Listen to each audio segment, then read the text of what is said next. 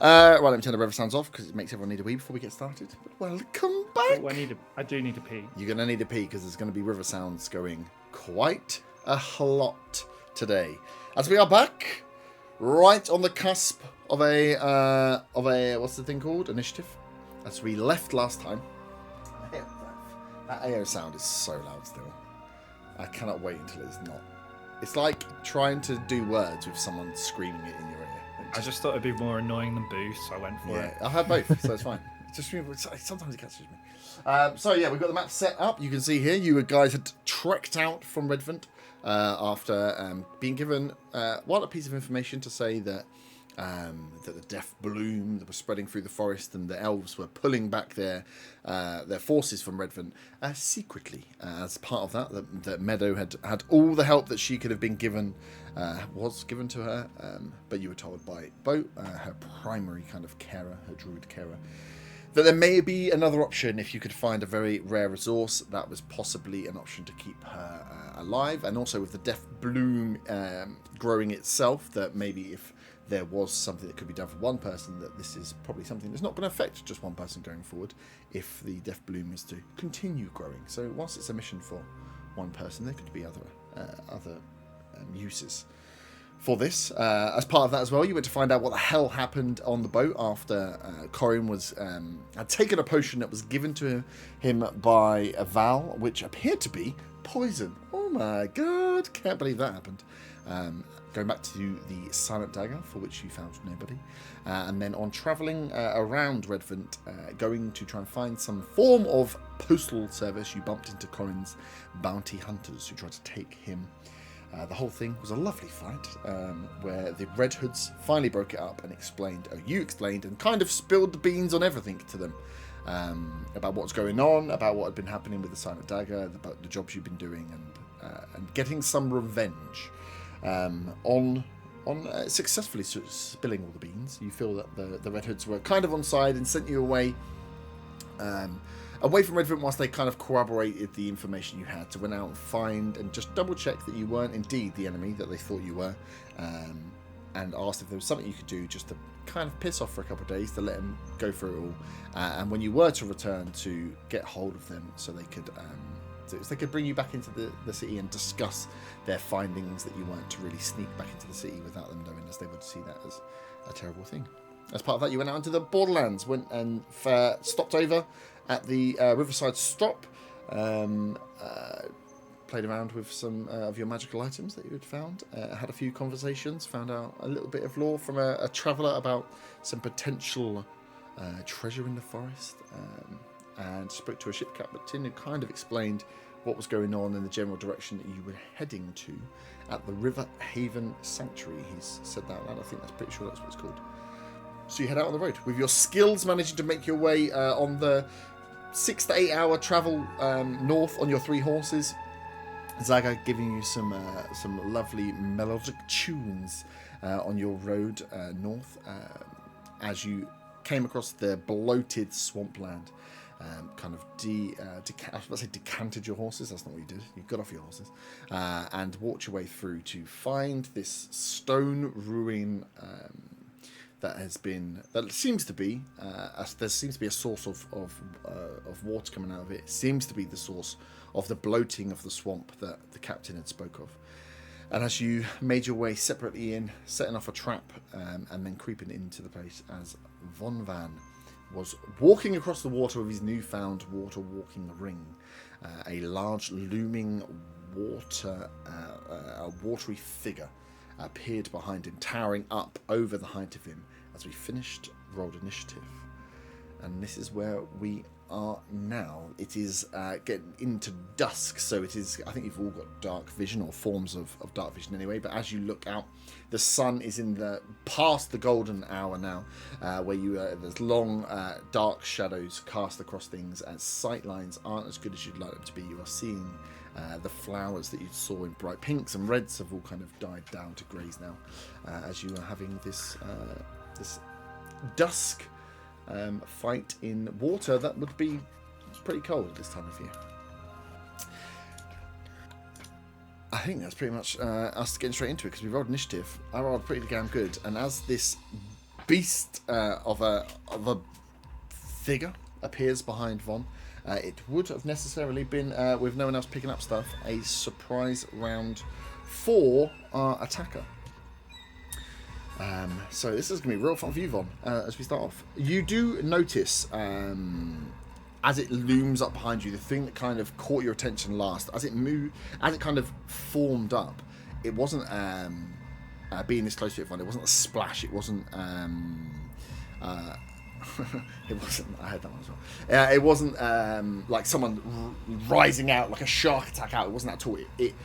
The only thing that ticked you off to something moving behind you was this almost like innate fear of something looming. You could feel like the sound being cut off behind you as you were, and the smell. This water doesn't smell like fresh running water. It smells like a stagnant canal, like a musky, mossy stench, and that is what would have triggered you to turn as you then realised that this water, like a tsunami wave, is up behind you. As it is going to... and we knew it couldn't do this. But your ring of water walking is going to be quite good for you here, but it is just going to roll down and try and slam you into the water below. That is a... That's a 24. Jesus Christ. Yeah, that definitely hits, yep. Yeah. Get some ones before. And that is 9 points of bludgeoning damage as this thing slams down with one strike, hitting you into, or trying to push you into the water. Obviously, as it hits you and you hit it, you're hitting this water as if it's solid ground as it comes around. Can you also make a Constitution saving throw for me, please? That is a 10. A 10. You, as this thing hits you, the surprise catching you off guard, where are my little things? You get a load of this stinky, boggy water in your mouth. Kind of horrible. Yeah, doesn't taste good, and you feel this has definitely got something disgusting in it. You are poisoned. As this thing is slammed into you. It will use seeing and hearing. Actually, the expecting of the other guys there is going to 10-foot radius. So, can the rest... I just clarified, this thing can hear then? This thing can... Oh, I see what you're saying.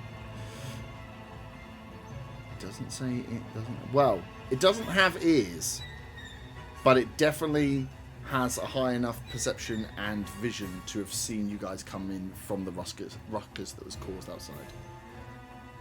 So can it hear? I'm not going to tell you whether you're going to waste a spell or not, am I? You've got to try and roll something to check what it is. Is it a thing? Is it not?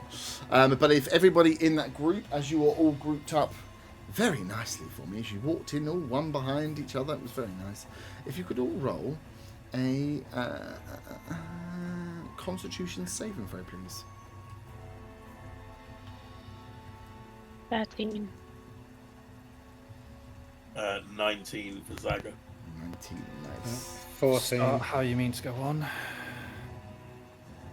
That is a 4. Those that were below a 14, which I think was 2 of you, right? 17 and 19. Those I got 14, so 14 beats it. Okay. So you save. Those who saved take 6 points of poison damage. Those that don't take 12. Jesus. Guys, I'm almost dead. Try to warn you. As you see this thing loom over and smashes down into Von, as you're trying to work out again in this dark, all you can see is this dark looming figure. Looks like it has arms and a huge bulk of a body, but can't make anything else. As it hurls its arm towards you in a glob of this disgusting, like, mouldy water, best way to describe it. Like a water bowl that's been left for about 6 weeks. It's funky. As it splashes over all of you, and as you take that, you do not take any poison with that, though. That is its go. as you are, who is got what?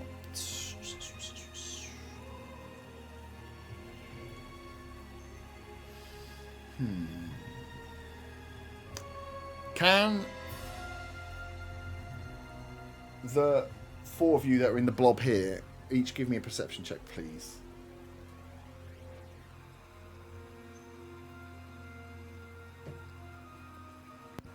12. 20. 20. I've got poo water in my eyes. I've got 9. 4. 4. I avoid poo water in my eyes. You- Oh, I actually got Yeah. 11. Okay, no, it's fine. So only Fabian, you as you see this coming, obviously you save him, right? So as you turn away from the water as it's splashing into you, the water, as you can see now, runs where Von had come in. It runs obviously up to the fountain that seems to be kicking out. It shoots out the back, but there is this overflow of like boggy, swampy water that sits around here. You can swear that on this side here, this lower kind of to your left, complete opposite of where the beast is, you feel like you saw something move in the water, or the water ripple in a way that is unnatural.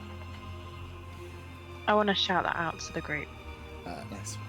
and point in the general direction and say something moved over there. Mhm. And then shout to Von, are you okay? Did you swallow the poo water? In Elvish.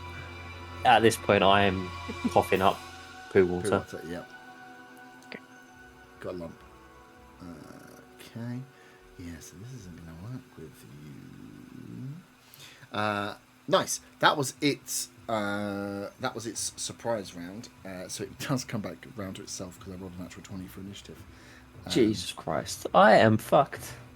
But you cannot be. It's alright, we're all going to be dead by like 8:30. Oh, okay, so lie down. You can Early you night, can I bet. definitely have an early night. Space entering through. Suits me. Yeah, nice. So it is going to, whilst you're there, it's going to. I can't do it, but it's going to just occupy the same space. Oh, it's water though, so it can't actually occupy the same space. You're kind of fucked. Aha. You say aha, it means I've got to hit you twice now though. Oh, fuck. No.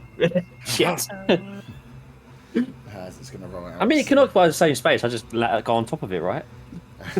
Yeah, as you try, it's like, what the fuck? Because you are already blighted.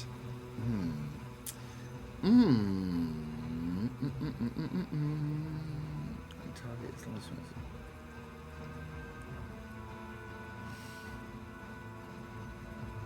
No, he's going to try it anyway, because he's not smart enough to know that you are going to do it. Can you make another Constitution saving throw, please, Von? As what you see is, as its arms go out round you, you feel like it's trying to like suck you into its body. At this point, as it's doing this, and you're getting a look, you had a torch up as well, right? Before you're seeing that this looks to be just there isn't anything apparent inside of this thing. As the torch is through, you're looking through. Whilst it's murky and dirty and the water smells horrible, you can't see bones or anything else as this thing here. It just appears to be water. As its arms come round you to try and get you to suck you into your body, the water ring holding back the approach. That was a 16. 16, nice, you make it.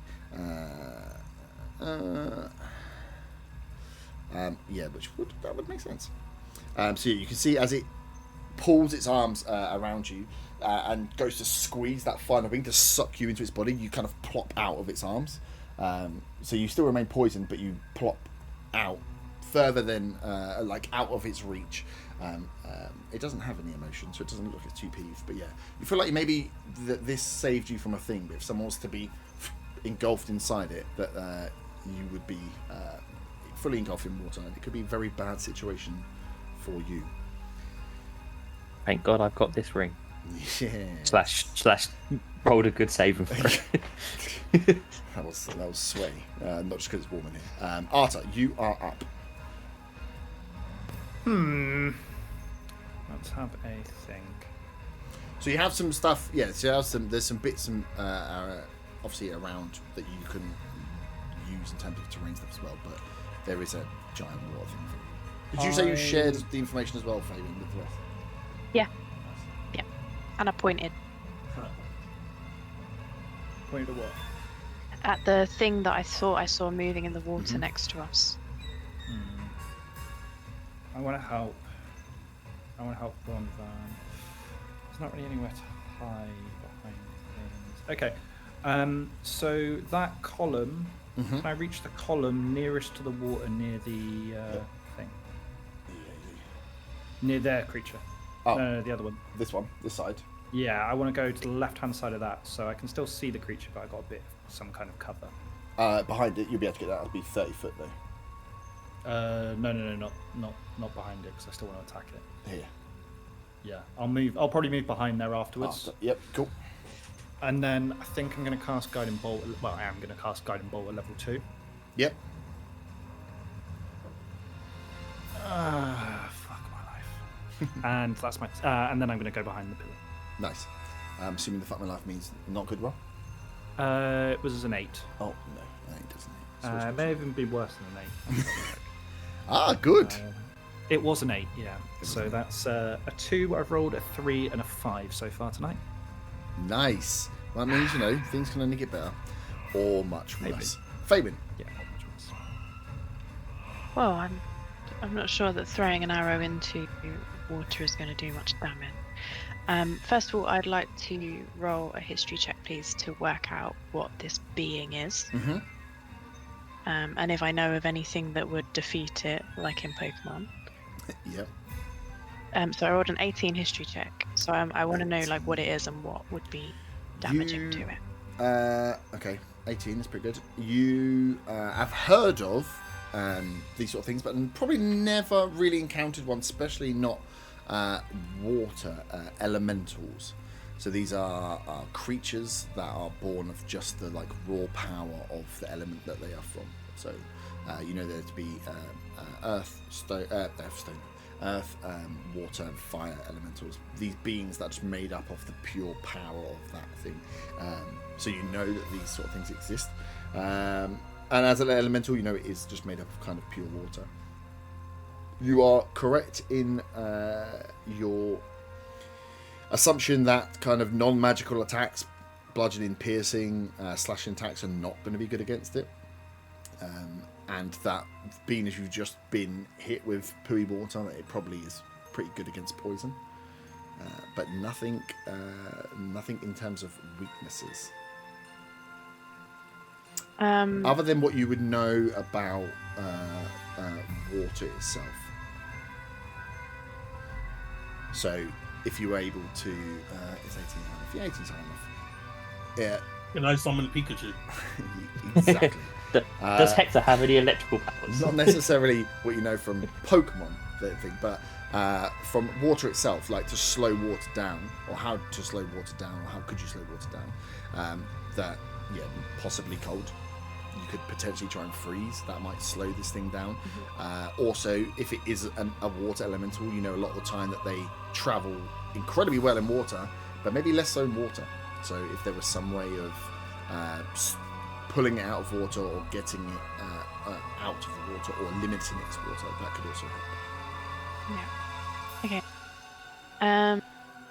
But then the columns to Fabian's right, are they climbable or is the water surrounding them? Yeah, they are. Some of them, they don't look necessarily the most stable, but they would be climbable, yeah, with a decent enough acrobatics check. They're going to be like 15 foot high, so you're going to need to perform an acrobatics check to get up, but it won't be Okay. that difficult. Could I perform an acrobatics check then to get up there? On this one. Did you see that played? The big one that looks like it could be, it's a face I think, but at first I thought it was a toad. The what? On the right hand side. Over here, by the wall. No, Oh, like is- the big one. Do you want to actually get up on the face? No, just up on a ledge thing. Oh, on a ledge. Okay, Essentially, yeah, my there's like action is going to be, I want to throw Von a piece of rope, so it's going to go really well. Okay, cool. Yeah, you can get that with only. You need to get on this piece here, so next to this larger tree. Oh god. Just so I'm slightly out of the poo water, I'm just Yeah, thinking of my boots. Give me an acrobatics check. Where you are now is solid ground, but around you there is water. That's fine because I rolled a 5. Oh. Okay. I'm slippy. Yeah. And what you want to do? You want to throw the. I would say with a 5, that is unfortunately not going to be that great for like getting yourself on a stable footing. You can use. So you want to frame rope. Mhm. I would say you'd have to roll your throw at disadvantage from just not having such a steady footing up there. You've got yourself up. This is a crumbling ruin, so you can get up there. You're not up there as nice as you would be. You're trying to throw the rope whilst also keep your footing set. So you've got yourself up, but yeah, you're not in a stable footing at all. Should I do dexterity at disadvantage? If you want to throw it to him, yeah. If you want to hit him, yes, it's going to be. Sorry in advance, but it's an 8. An 8. Oh Jesus, this is going to go good for you guys, isn't it? Roll a d6.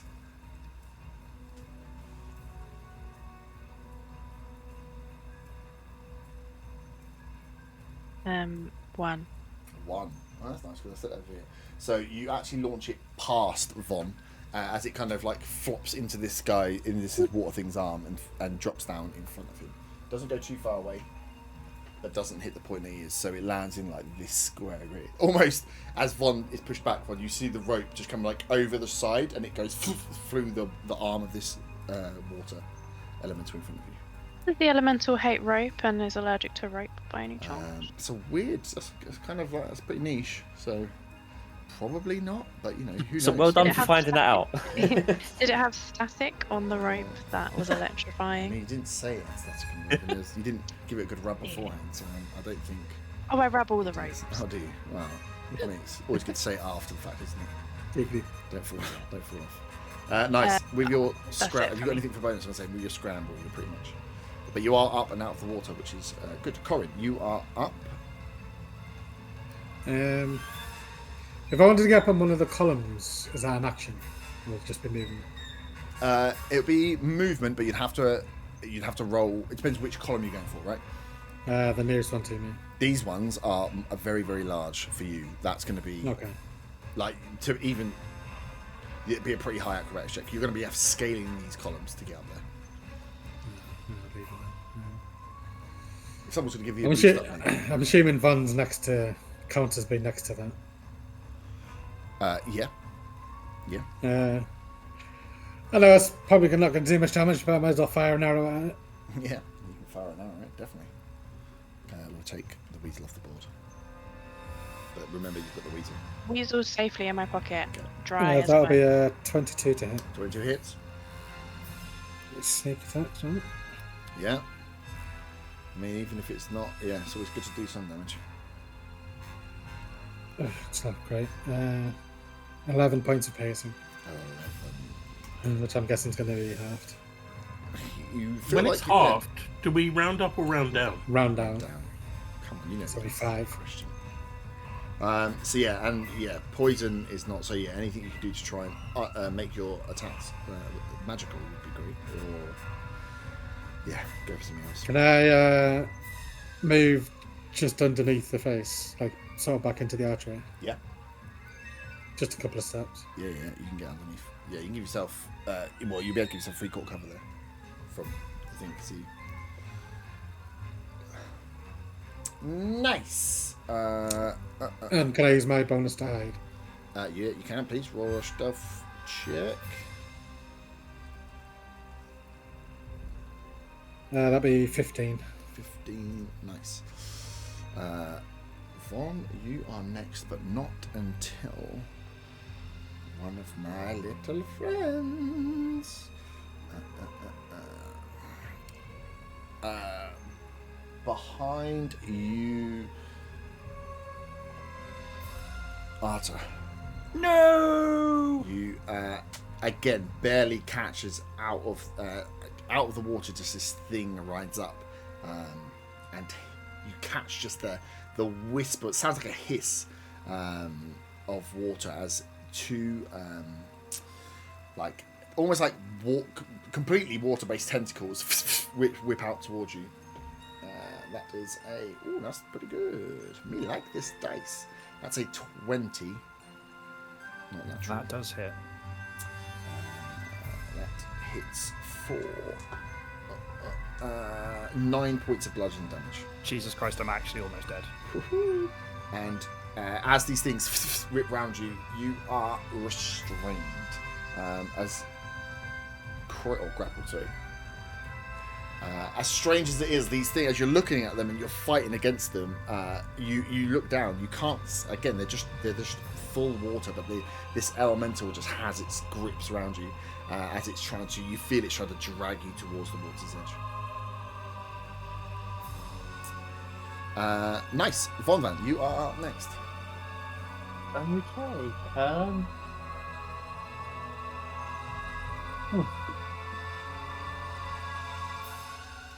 Well, I think I'm going to enter Starry form. Mm-hmm. Which one do I go for? The boat. Boat. As if that Let was me just check. I mean, I don't need to. I've Let already. me check the save. Let me check the save.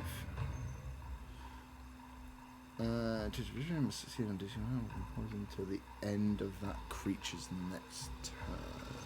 So you are poisoned until the end of your next turn. So poisoned is disadvantage on ability and attack checks. So if you've got save things, they'll be worth using before you release the thing that's hit you that caused your poison lasts till the end of your go. Okay. Yeah, I'm gonna go Starry form Chalice, I think. Mm-hmm.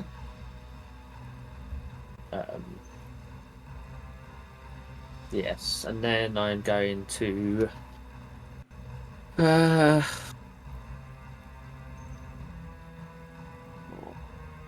think I'm gonna go for the one that's attacking me. Do frostbite on that. Mm-hmm. So that is a con saving throw.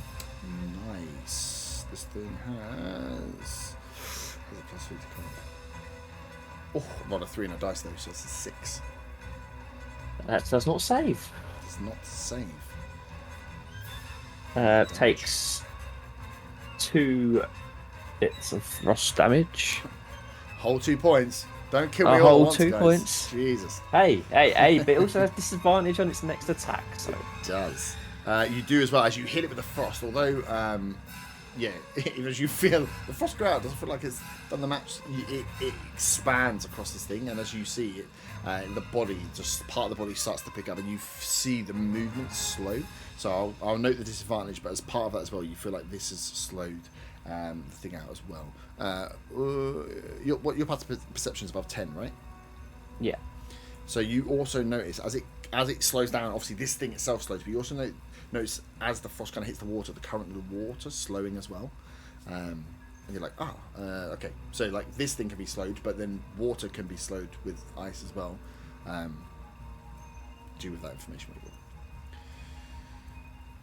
Saga, have you got anything else you would like to do? And I can't do anything else. So I use my bonus Oh, action yeah, of course, yeah. to do the Starry form. Yeah, you can So- walk away and take an opportunity if you like. Why would I want to do that? I don't know, you want to get slammed with a disadvantage. Zaga, you're up. You said it looks like the water's coming from the fountain thing. Yep. Can I examine the fountain? Does it look like there's any way to block the water? Yeah. I mean, without even from what you can see from like your perspective, you can see that the water is coming out of the mouth of this statue at a rapid rate. So, from looking as it is there, you don't. It's not like that. You can't see there's any obvious like on and off switches. But if there was a way of stopping the water coming out of the mouth in some form, you feel like would stop the water. You can see it's very clearly a flow of water that's coming out of a smaller hole around the mouth of this statuette. Yeah, I can't do anything with that for the moment. What I'll do is I will move to the pillar south of Arta. Yep. I want to move around so that it's behind me, so that I'm like covered against anything that comes from behind. Yep. What Faywin said. Yep. And I'm just gonna use a cantrip, and I'm gonna unleash a string of insults at the main beast. Yep. I'm gonna call it a fucking dirty piece of poo water infested fucking toilet flush creature, and cast vicious mockery, Okay. which is if it can hear me, is a wisdom saving throw. Right, this is going to be interesting because I don't think it should. It doesn't need to understand me. It just needs to hear me. But it doesn't have. And it's a cantrip because I want to find out if it can hear me. Mm-hmm. Because if it can't, I can't do very much in this fight. It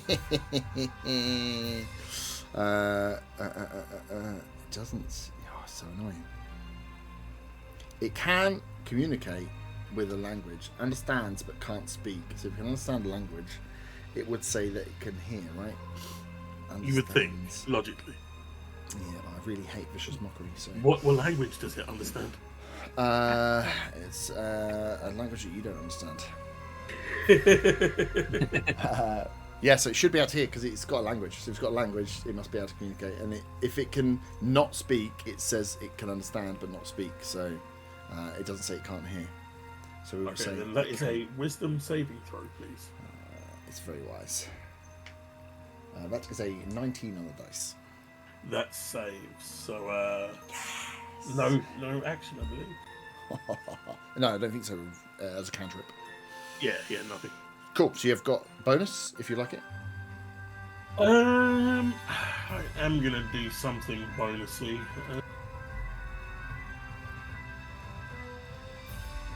I'm just gonna use my bardic inspiration, and I'm going to inspire. I'm gonna inspire Bonbon. Nice. By telling him his natural blonde hair is gorgeous. So he gets a 1d6 inspiration die that he can use to add to an ability check, attack roll, or saving throw. Yep. And it also now, because of magic stuff, I think you can add it to a magic attack as well, and magic damage. Not regular damage, but magic damage. Magic damage. Okay. Nice. Very cool. That in mind because it is up and it's the beast's go. So he has disadvantage on this attack, right? Because he's going to go for you, Von. You are still Yes. there. Flap up in front. Oof. That is a 15. Beats it. Ooh. I'm just going to roll away for once because he's going to slap you twice. Oh, I fucked that. I rolled 2 dice. Which are lucky because one was a 20 and one was a 1. The other one's only a 13. That doesn't hit. So you are. So this reaches round to you, even though it's slowed. You feel it's slow in its form, potentially its movement, but not its its attacks in action. That is a 10 points of bludgeoning damage as it comes out again. Bang! And just hits you with its one good. But it missed its other attack because I rolled too many dice. Fuck! Imagine that was a natural 20. That would be bad. Let me see if it charges. Does not. Cool. That is its go. Not going to move because it has some tester din-dins in front of it. Arto, you are up. So, because of the poison, do I have disadvantage? You're only grappled. You're not poisoned. Okay. This thing didn't poison you. Am I not poisoned anymore since it's You after my go? are roll a con save because you are still within its space and its go's just gone. So after your go, your poison went, but then it's after your go, the poison went, but it's go and you're still within 5 foot of it. So you've got to roll con save. That is a 14. 40 meets it, beats it. So you are not poisoned this time around. I don't think can poison do. Yeah, it's not a save once and you save forever. It's a save each turn. Okay. Nice, Arthur. So yeah, you are just grappled by this, and this other elemental has come up, and you can almost hear like the hissing of the steam of this thing as it's got its water tentacles around you as you feel it trying to pull you towards the water's How edge. close is Zaga? 5, 10, he's 15 feet away. Right. Okay. Sorry. I'm the screen. Okay. If I move one space to the left, is he still? Oh, I'm grappled. I can't do that. You can't move, Fuck. yeah. How healthy is Zaga looking? Healthier than you. Okay. I cast Thunderwave at level 1. Nice. Is that a save? Yeah. Which one? Con save, please. Con save. Do I need to con save as well here? You will do, yes. How far? Where are you set? It's in 15 Thunderwave? foot. Is it 50 feet around you? It's 15 thought- foot from my penis. We discussed this in the, I thought in the it was preamble. Cone shape, isn't it? No, it's a cone shape on Baldur's Gate. Con save. I have rolled a 7. I rolled a 11. You both fail. And that's 2d8 thunder damage. Nice. Fucking hell, I'm not that healthy. I like you. Like, let You're me less get away healthy from now the because thing. that's 14 points of 14 thunder points. damage. Nice. Thunder damage. Good lightning damage, right? And you're both pushed 10 feet away from me, Ooh. which means I'm no longer grappled. Does it break the Can ground? I be pushed backwards into a pillar? You would be pushed. Yeah, we can say you'd be pushed backwards into. It just collapses through the pillar. Takes an extra 5d10. Can it? Paralyzed, poison, prone, restrained. How can I be grappled if they're not touching me anymore? No, you're not grappled. I'm taking the grapple off. I was just trying to work Oh, out right. how far did he push? 10 foot. 10. So out of the water. Yeah. So as you, Zaga, you get pushed back into the thing. You take an extra 1 point of damage. You're very lucky as you slam into the. Very lucky. pillar. You just took 15 points of damage. I rolled a from his d6 and rolled a teammate. 1. I could have rolled a 6 and you'd been fucked. As you push the elemental back, as it passes out of the water, it seems to lose its connection with whatever it has, and it is dead. Oh, does anything happen to the fountain? Because that's within 15 foot as well. Not on a thunder. No, the fountain is Wait, just hold on. stone, Yeah. so it's not going to. So not even the water inside it or anything like It that. will. You see the electric energy shoot out in the thing across it, but it doesn't do anything to the stone. It doesn't ignite or do anything. Okay, and does the electric that goes out into the water, does that do anything to the big creature? Not at that distance, it won't. No. But yeah, Electric, though. Thunder. well, it's from this. Yeah, it's electric. Oh wait, hold on. Yeah, It's hold on. thunder. It's thunder. It's not even lightning. Oh, it's thunder. Oh, well, it doesn't matter anyway because it's only Yeah. Zaga that took it in, and it's so- the push that killed the Yeah. thing. that It's a you're against. thunderous boom. Yeah. So because it's I don't thunder, think does it do anything to the statue? Because it's a thunderous boom. No. What are you trying to do to the statue? What I wasn't trying to do anything to the statue, but the statue's No. there. So The statue, it's the worth an statue ask. is a statue. It's just made of stone. It's not even like a hairline crack or something.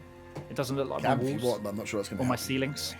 You're trying to block it, not crack it wider Yeah. open. You break it open, and this water sprays everywhere. Everybody's fucked. But no, it was the push is what killed the thing. As Okay. it lost contact with the water. And then I think what I want to do is I want to stand in the middle of that altar in the middle Yep, nice. because I'm low on health and I'm just going to kind of crouch and kind of pretend I'm not there. Nice. Because I can't heal because I've already used a spell, so I can't use. Because on the long rest, I told everyone this. Definitely, I changed from the action one to the bonus action one. Definitely said that. Cool. That's you then. So, Fabian, you're up. Corin up next. Am I allowed to attack and try and throw a rope to Von, or do I have Well, to the pick one Von, or the other? Von, the rope. Unless you pulled the rope back in, which you didn't say, you did, the rope's just floating in the water near Von. In fact, the rope would be starting to move past Von now with the current of the water. Okay. So the Can I rope's not just pull it back? floating. If you want to tie off the rope as a bonus and then use an attack action, you can do that. But at the moment, you've thrown the rope's landed, Von's then done a frost, but the rope's just now getting taken just with the float. current. It's just starting to float. Float. So Covered in you can poo. either pull the rope back in, or tie it off. I let you tie it off as a free action if you want to tie it off against the tree and then carry on with your attack, or you can pull the rope back in, which is going to be using. Yeah, actions. can I tie it? Mhm. Just in case I need to throw it again. And then I'm going to try and attack this thing because I'm sick of it. Just give me a dex So check on the the tie on the rope. Okay. That's a 17. I'm Nice. very Cool. So, yeah, balanced. I'm loving my life. You throw the rope, essentially start tying it off, look back, realise Von's fighting, just hasn't paid any attention to the fucking rope. You're like, and then your round comes around to Von. attack. Yeah. So yeah, I want to attack the big one, please. Mm-hmm. And it is a fucking hell 27 to hit. Definitely Is hits. that Yeah. a natural 20? It was a 19 plus 8. Oh, Oh, 19. a 19 plus 8. Yeah. I'm good with my longbow. Yeah, sure you haven't given me any magic stuff. Jesus. And it's a 10. 10, nice. So yeah, you fire in. Does it have to be hard? It has to be, yeah. You find as you fire in, these are just non-magical attacks. So as you fire in, you can see that it reacts to, and it slows down. It's almost like not quite shooting into like a goop or a jelly, but you can see where the arrow slows as it passes in. Not quite just like running through water. There's something in there with a resistance that takes some damage, but it doesn't look like it worries it too much. Chooses this. And then can I shout at them? Yep. Do you need to get out of the water? You just missed my poo rope. Just inform him. Yep. Thank you. Corin, you're up. Corin hazes and giggles. Mm-hmm. Also shouts out, I think we need to get away from this. It's not looking good. And I'll step out and I'll take another shot at the elemental. Yep, nice. And that'll be a 21 to hit. 21 hits.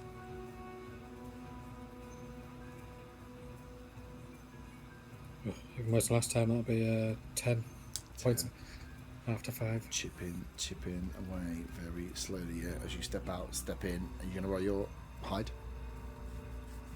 Yeah, I'll step in and hide again. Yep, nice.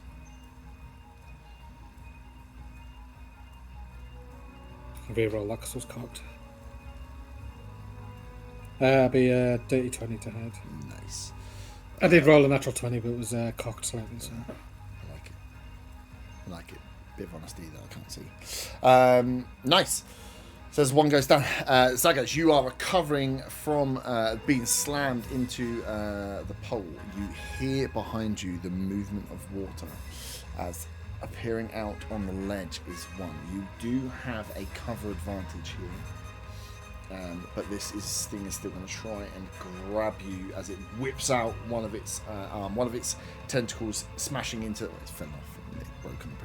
One of it smashes into the stone pillar as the other one wraps around to try and grab you. I rolled a natural 1 as it whips around your head as you just hear the splashing of water from behind you as this thing has appeared behind you. Lucky escape. Von Van, you are up. Zaga, you are next. Okay, I am going to start off with use. Which one of them two is the most damaged? I'm going to use a healing word on Arthur. Question, because I don't know. How are you about to attack them? The same way I attacked them before. Why? Okay, no, that's fine. That's cool. Ignore me. I'm just Yeah. Healing word to Arthur. So that is 6 points of healing. And with my starry form, I get to recover 1d8 plus 2 myself. which is 8 health back. Nice. And then I am going to use Frostbite Nice. on it again. It's what save? Con save. Still got plus on con. Oh, 4 out of 3. It's a 5 total. And that does not save. Does not save. So that is another 2. Actually, I'm going to put the extra d6 onto the damage of this. So that does 6 frost damage. 6, nice. And it has disadvantage again. Yeah. And this time I am going to try and move away Nice. and take the Yeah. opportunity attack. Try and slam out at you as you move away at disadvantage. One was a 19, but the other is a plus is 11. That does not hit. Does not hit as it swings and a miss. The disadvantage, how long is that? Like, is that just for the next attack roll it takes, or is it until its next turn? It is just the next weapon attack. Okay, so it uses disadvantage to get you free. You are free. Where would you like to go? I would like to. Run away. I'm trying to think how much movement I got. 5 to move. Like, gonna move back about 20 foot, maybe. To there. Yeah, I think that'll do. Okay. Nice. That you done? Yes. Exactly. You are up. And we're back down to the top.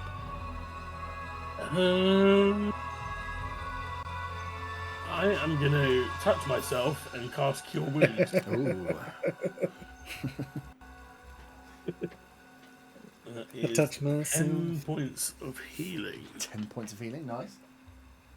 And then how close is that thing behind me to me? 10. 10 foot. Okay, in that case, I will let out a draconic cry at enemies within 10 feet of me. And until the start of my next turn, everyone has advantage on attack rolls against that thing that could hear me behind me. Yep. Nice. Gonna stay where I am because I don't think anywhere else is any fucking safer. True, but you were attacked from where you were. Like, I mean, it's up to you. I mean, he was attacked by his own player. Well, he was attempted attacked by something else. yeah, nowhere's any safer. So Cool. Nice. Back round to the top. Finally doesn't have someone in front of him to try and eat. Da, da, da, da, da, da, da, da, da.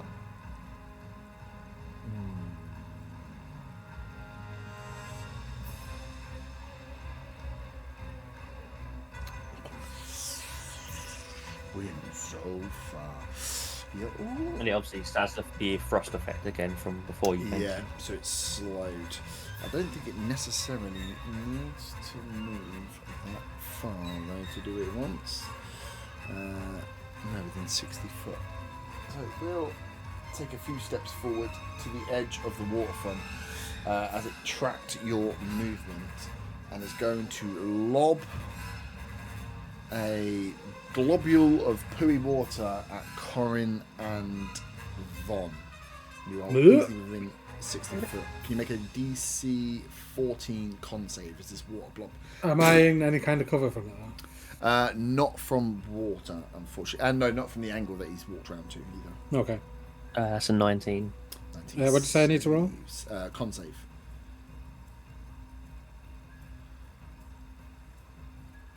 That'd be a 16. 6. Oh, you both save. On a failed save. I don't think it's anything on a. No, it's not. Oh, you bastards. Okay, cool. Nice. So yeah, this goes on. It says on here as well. Goes on corner. So yeah, this globby pooey ball comes over. You've been ready for this. You hunker down. None of it goes in your mouth. You save from the poison damage that was on its way to you. You dirty bastard, you. It's going to hold firm. I think it doesn't want to move anywhere else. Arta, you are up. Faywin next. I cast level 2. Where is it? You can get me gun. How the hell is it? What? Why is it at my level 2? Oh, it is. I'm going to cast level 2 healing word on myself. Like it. It's not much. It's not much. Not much, but it'll do. It'll do. Will do, pig. And then I'm going to cast a cantrip. So I'm going to cast. That was my bonus action. Yep. So let's cast Toll the Dead on the big thing. Oh. It's taken damage, hasn't it? Has taken Sure. damage. Yes, it has it. Yep. As little as it was, it has taken damage. What's safe? Roll it first, and I'll tell you. No, he's not save this. It's wisdom. Wisdom save. It's not bad. That's a 5. That's a fail, and that is 1d12 of damage, of necrotic damage. Necrotic. D12. Nice. D20. That's d12. That's 5 points of necrotic damage. 5 points. You feel like the full blast of that necrotic damage hits. You see areas of the sea blacken off and drop almost into the water and float away. But yeah, took damage from that again. Oh, now the poo water is even more Now pooey. it's even more pooey. He literally pooped and pooped it out. Pooed Nice. out of his hand. He's like Are you the staying- aliens from Scary Movie 3. He is. Are you staying on the pedestal thing? Yeah, it's basically my throne. Yes. Faywin, you're up. I watched the rope just floating aimlessly and I sigh really loudly, thinking, mental note to myself, I need to buy some more rope because I'm not taking this home with me. Could be washed. And then I'd like to cast Hunter's Mark on the big one. Yep. Kind regards. Then I'd like to shoot it. Then I would like to shoot it. Nice. So it's a 19 to hit. 19 hits.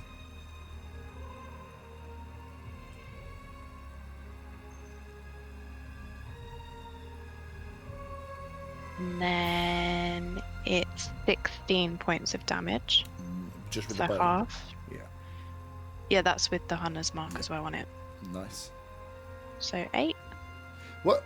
Does it read out what it says with Hunter's Mark? Does it say what it is? Does it say it just adds to the...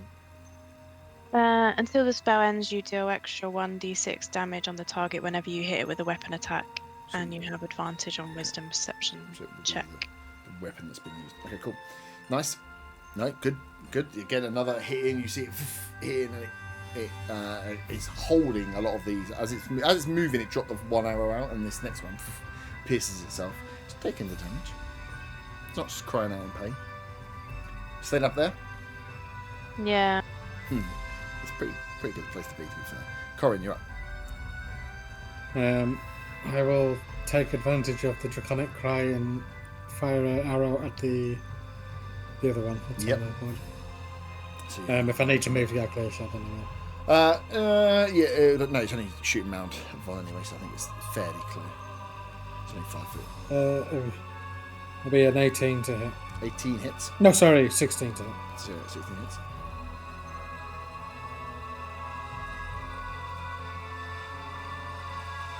That's a bit better.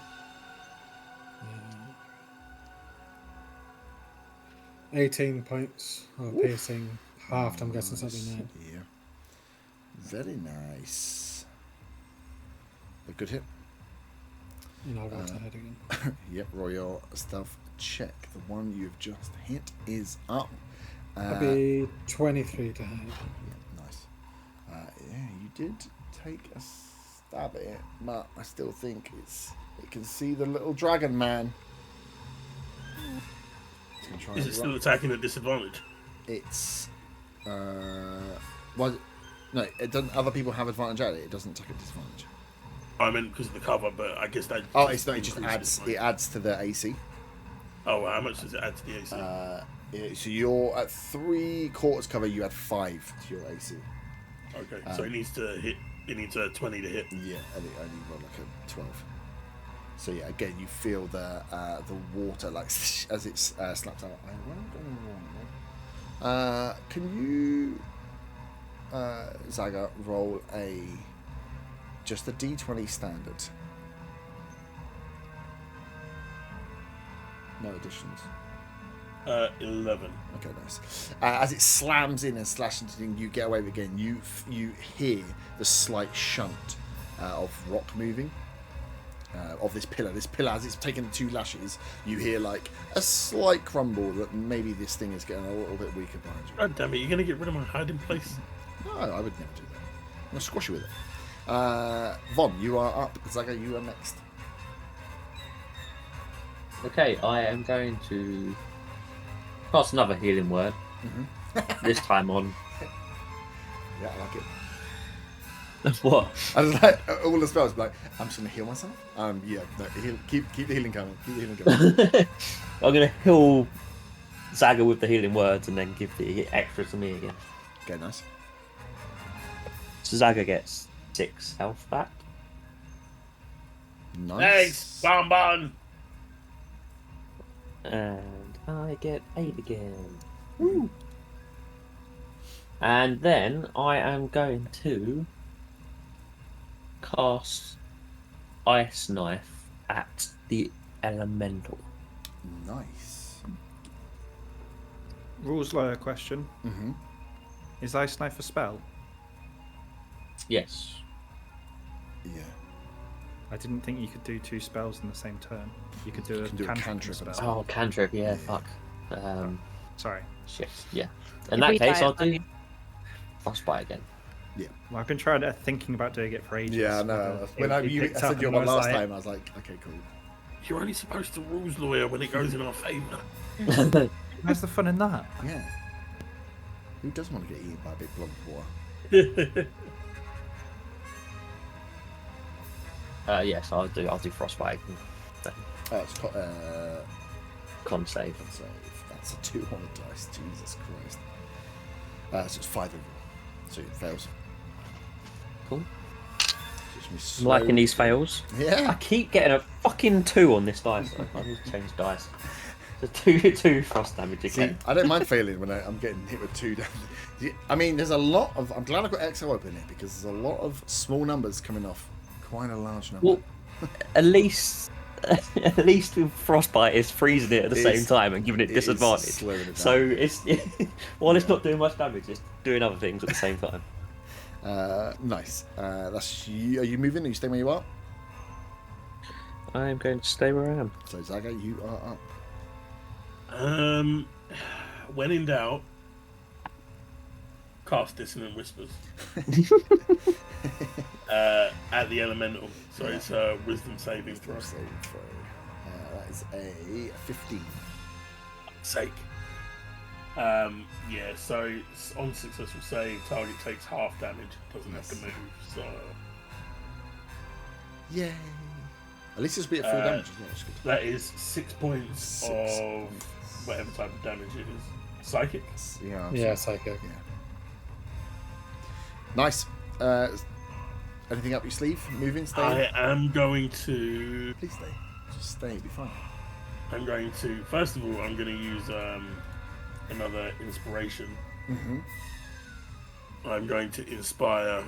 Who's doing the most damage to these things? I'm going to inspire Arta by telling him his red skin looks lovely and fiery. Even after he almost killed you. Yeah. Yeah, we'll talk about that later. Shut up. And then I'm going to dash across to the pillar to my left and hide behind that one. To your left. Over here. As I'm looking, yeah, that one. 20. So you can get to there with 20. I'm assuming I have like partial cover there still. No. Well, it depends where it attached from. From where it is now, yes, but no. You're right on the water's edge. I mean, Oh, am I? the water's there. Oh, for fuck's sake. Yeah, the water runs around the back here. I may not have seen that water. You can retcon and move back if you want. It is a bit of a mental move. I will continue to move 10 feet forward to the other pillar in front of me. Okay, cool, right. So yeah, you could get, if you wanted more cover, you could get into this square that's at least putting a pillar between you and the giant elemental.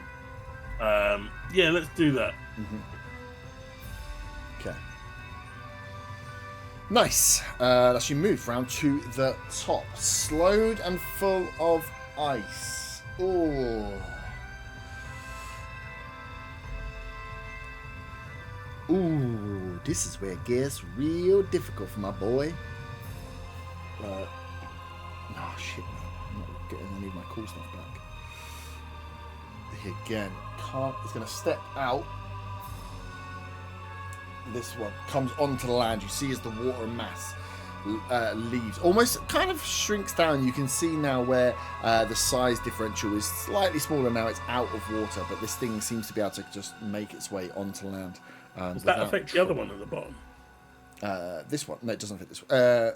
No. What do you mean? I was wondering if they were connected, like when the other one was pushed out of the water, it lost its connection to the big one. Doesn't. They're just in love. That's really all it is. Yeah, they are. It's not connected to that, it's connected to the water. Connected to the water. But this one doesn't seem to have necessarily the same connection to water. It is slowed, and slowed again because you hear the ice just like hitting the bank as it slides out. It's not going to have the reach to slam anybody, but it is going to hurl from the water's edge another stink ball at Von and Corin. If you two could both make con saving throws, please. It's a 14 this time. 4 meets it. 15. Hey, you fuckers. Cool. At this point, we should start calling them Von saving throws. They are getting that way. As it launches again, you see it come in, manage to dodge the poop getting into your mouth, and you don't take any damage on a save. You lucky little sausages. Arta, you are up. This beast has now left the water. You've got the one on the side. You don't have advantage against any more because Sagan's goes already gone. But yeah, you've got one to your right and one in front of you.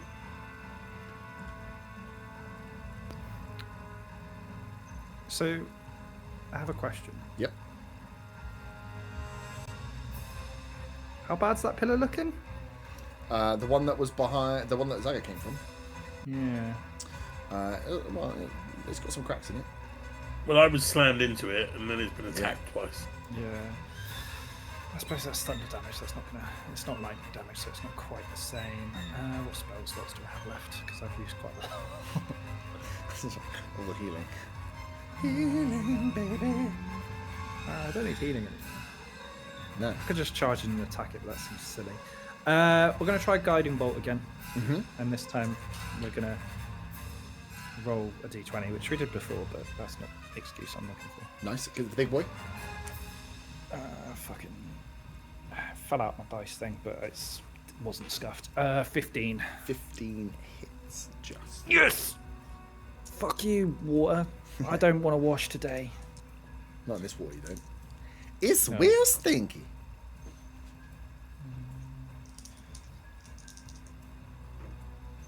Oh, yes.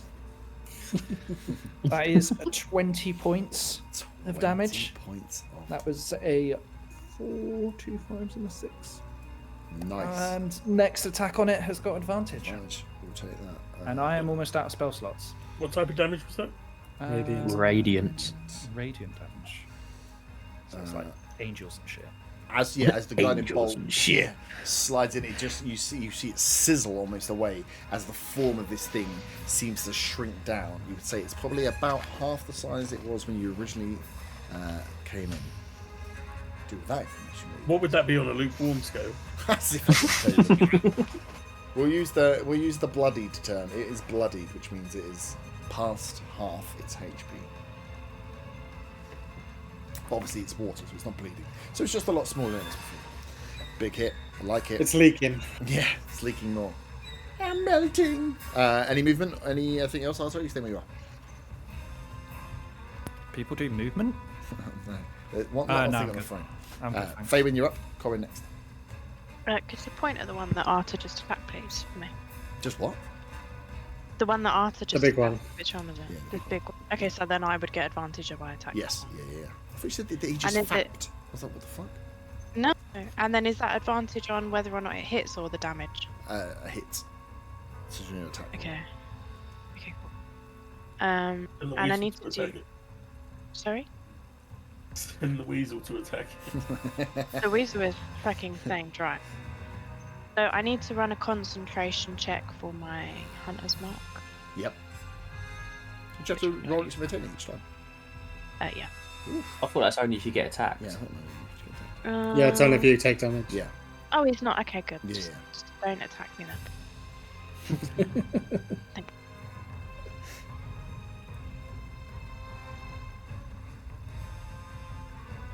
Okay, so 23 to hit. 23 hits. That you rolled. You rolled it twice, right? So you rolled twice. I rolled it twice. Yeah. Nice. Cool.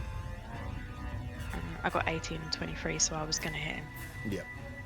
It's just always good to check if you can get a natural 20. Yeah, no, definitely. 12, so 6 points of damage. Nice. Good. Another chunk out. Another arrow into the to the belly of this beast. Staying up there. Yeah, can I look around and see if there's any other things that are going to pop out of the water Yeah. Give me a perception check. from my vantage point? Give me a perception check. It's still dark, so. 10. No, nothing you can see. You can see the two Alright. that are there, but nothing No else worry. is bobbling up or rising around you. Corey. Yeah, I'll take a shot at that one as well. Nice. I will use. Can I shoot it from where I am without moving? Yep.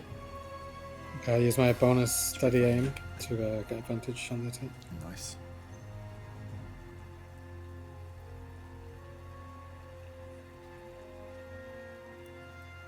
And that would be. Is that a 7 or a 1? Probably one. No, so that'll be a 22. No, sorry, a dirty 20 to hit. Dirty 20 hits.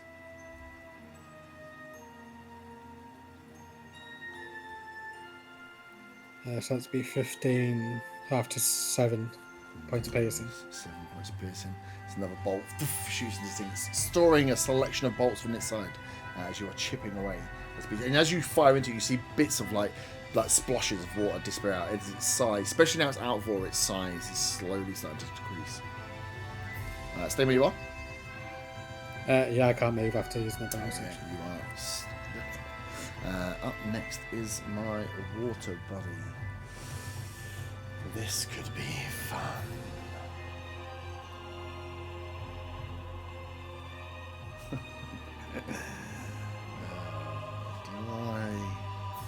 Do I kill Von, or do I? Why would you want to do that? Just for funsies. You're walking on water. What more poetic way to die than the thing you've just become above? You can kill me. No. This, you see, just disappear into the water, this beast, as it has got an incredible swim speed.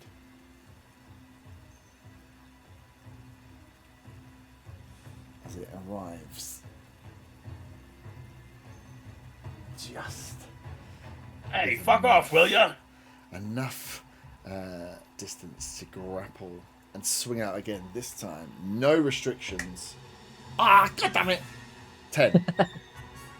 It's a miss. I've rolled below 10 against you every single time. This As creature thing really wants just- dagger.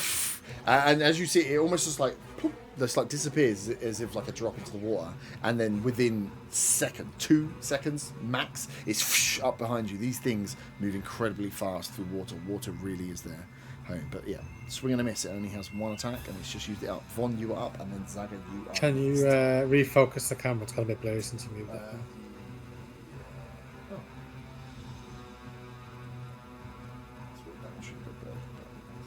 Yeah, cool. Wrinkly hand. Okay, this time I'm going to use Ice Knife Nice. Had a big boy. at Yes. I'm going to cast it at... I'm going to do it at second level. At the big boy. So, Nice. I lift my hand above my head, because I haven't done any of these yet, so... Hand above the head, chant out, No, and then Ihiga Chalagram. This ice knife appears in my hand, and I dash it at the elemental. That's a tough one, isn't it? Oh, isn't that 20? Mm. Oh yeah. Finally hit one. I was like, oh, you missed these every single time. Yeah, I was just fully Yeah. expecting to miss, as always. So that's. How are we doing it again? Is it Double the two, dice. just rolling the Yeah. rolling both and just adding them together? Yeah. Okay, so that is 11 points of frost damage. Nice, better than 2. And also, it and any creature within 5 foot of it has to roll a dex save. Yep. Otherwise, they take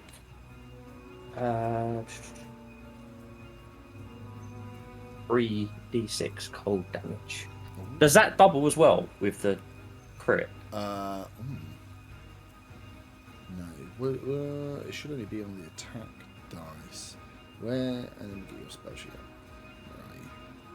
Because technically it is still attack dice, isn't it? Yeah. If it hits. If they failed a dex save. Oh, then I'll get your sheet up. Spells. Is it Ice Knife? Yeah. And I cast it at second level, so it adds the one extra d6. One for D, yeah. Target image. Yeah, it would do, I suppose, yeah. Because it's the damage on. It's the attack, it's the initial stab and then the explosion, right? Yeah, so it's a dex saving throw. Dex save. I rolled a 9. That fails. So that's 6d6 cold damage, right? 6d6. This thing is looking Please don't roll all ones. really bad. One.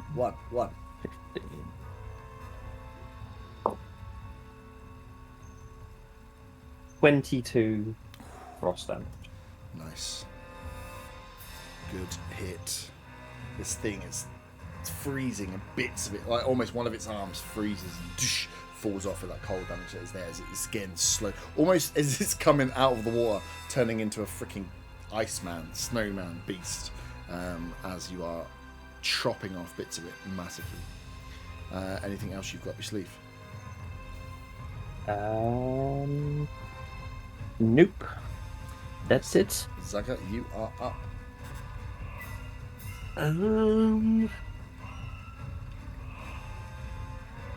I guess if in doubt, cast Dissonant Whispers at the big one again. Yep. Wisdom saving throw. Wisdom saving throw. This guy's gonna get it again. That is a 13. Is a fail. Come on. I mean, it's Does that run at us now then? Yep. So, well, first of all, it takes 11 points of psychic damage.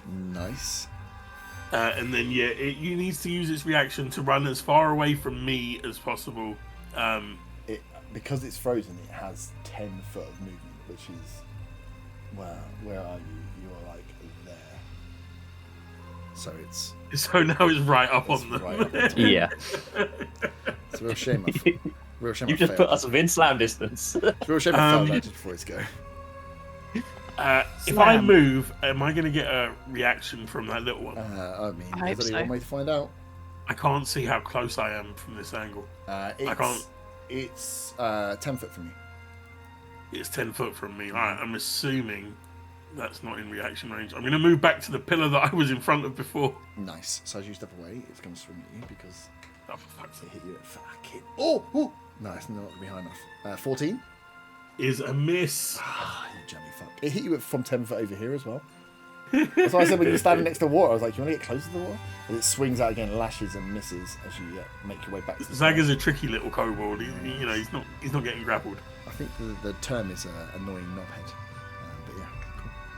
Although you did really help me out here, which is great. So you've moved towards. Are you done? Yeah, that'll be me done. This thing is really fucking weak, but he now has just enough movement to enact one last final bit of revenge. As it's going to use his slam attacks against. Against 4. Oh, you! I got 11. Fails. She misses. And a plus 6, 21. Yeah, that hurts. So that is 7 on the dice plus a bit more. Oh, 3. 10 points of bludgeoning damage as again this thing just smashes you with now an icicled hand that you've created itself. It's one free arm. So I have to do a con save again. Con save again. Or a Von save again. A Von save. Well. That's a 6. And Corin, if you can as well. Con save. Yep. As you are poisoned. It's a 16. 16 you save. With the poison, you fail and you take 5 points of poison damage. Is that Me. both us or just No, Corin? just Von. Corin saved. Because you took it So off. I hate level 5. 5 points of poison and you're poisoned. As Arta, you are. That is its go. It's stuck there now. So it's looking rather weak. It's looking incredibly weak. Oh, the dead. Tell the dead. Save, wisdom. Yes, wisdom. No plus. Roll big, baby. That's a natural 1 on the wisdom That is save. a natural fail. That's a big time fail. I think my baby's maybe dead. That is 7 points of necrotic damage. 7 points of necrotic damage as you see the rest of the husk that's not ice turn to blackened, dirtier pooey water than you've ever seen before as it smelts out like the Marshmallow Man in front of you guys. You have to dodge the river of water that comes from you, Corin and Von, as this blackened, icy sludge absolutely hums. Just floats out around you as the beast is dead. Yay! There's the I one. put my thumb up. I did it again! And then I looked to my left and realised there's another one. Yeah, there's no one just there. So that's you. Have you got any bonus on movement? I mean, I do. Let's go to that nearest pillar and hide behind it. We're with Zagor, or the one Nearest to the creature. nearest to the creature. Okay. I was going to say right in the middle, so they're all. Yeah, that one. You can, the way you are. Okay, nice. Yeah. Faywin, you're up. Corin up next. So because I had Hunter's Mark on that one that has just fallen over, Yep. I can use a bonus action on a subsequent turn to mark a new creature. So I'd like to Nice. mark the one that's still alive. Yep. Thank you, kind regards. And I would like to shoot it. I would like to shoot it. So that is a 20 to hit. That definitely hits. And that is a 6 damage, so 3. 3. Nice. But it's little, so hopefully it really hurts it 'cause it's only very small. It's looking pretty alright. Not gonna lie. Cool. Anything else? No. No. Corin, you're up. I will move where I need to move to make an attack at it. Where would you like to move? Let's get rid of the pooey water. To get a clear line, you can come out to your right, which will put you closer to the water's edge, or you can try. What's your full movement? 25. No, you're gonna have. Your only way of getting it is to come right up to the water's edge down here. Yeah, I'll do Yes, of course you will. Excellent. Nice. Whack away, Jim. that. It's not near anyways, it's just a straight one. Yeah. So that'll be 19 to hit. 19 hits. And that's 4, so that'll be 2 points of piercing. 2 points of piercing. This thing, yeah, weathering the storm, still looking intent on bringing someone down. As it is. Oh, sorry, no. It would have been 7, so it would have been 3. Doesn't make that much of a difference. As it is, its go. Can it get? Oh, as it is going to. It's the noise it makes when it runs. As it comes right up in front of you, Arta, it's going to whip out to try and grab you and bind you again. Come on, little water baby. You've rolled so badly. That is a 16. Meets it, beats it. Woohoo! Nice. So, you are grappled. Oh! And Do I take any damage from that? You do, but I misread what the thing does. Oh, excellent. Then I cast Wrath of the Storm. So you take 9 points of bludgeoning damage and are grappled. Wrath of the Storm. Wrath of the Storm. What's that save? Or just happens? Lightning or thunder? It is lightning. It's dex save. Dex save. That's pretty sexy.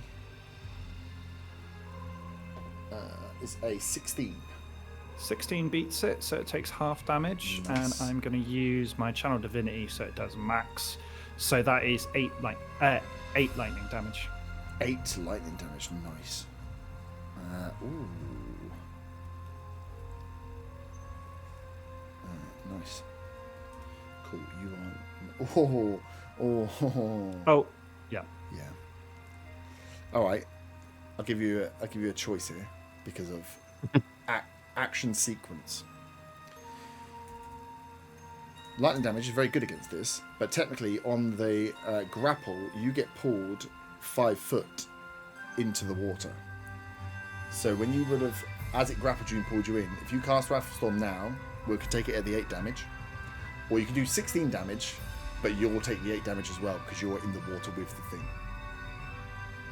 So would you like to take 8 damage and do 16 damage, or just do 8 damage? How much health do I have?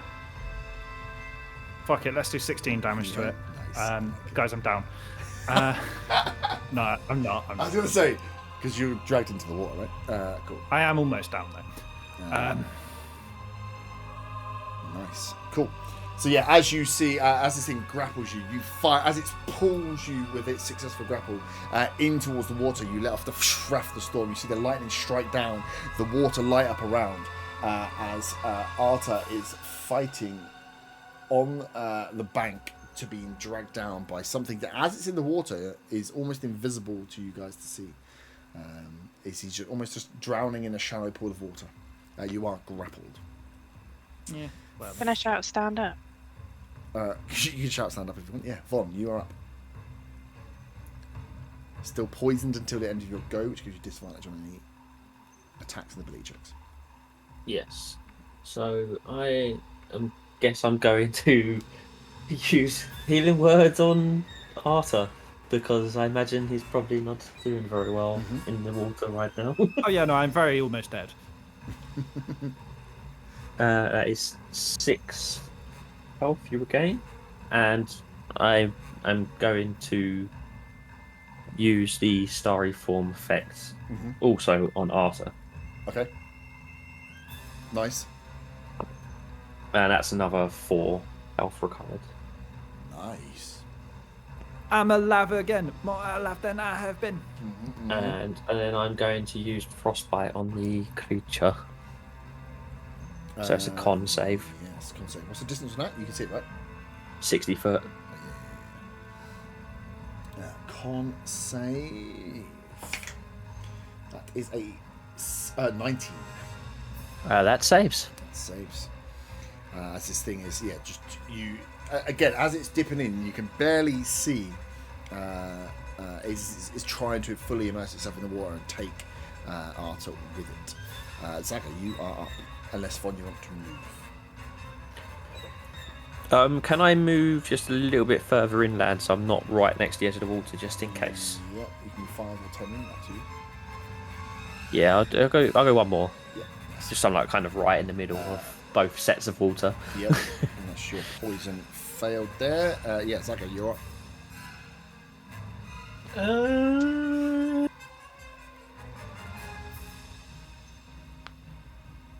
Zago will just take a pot shot at this thing with his crossbow. Yeah.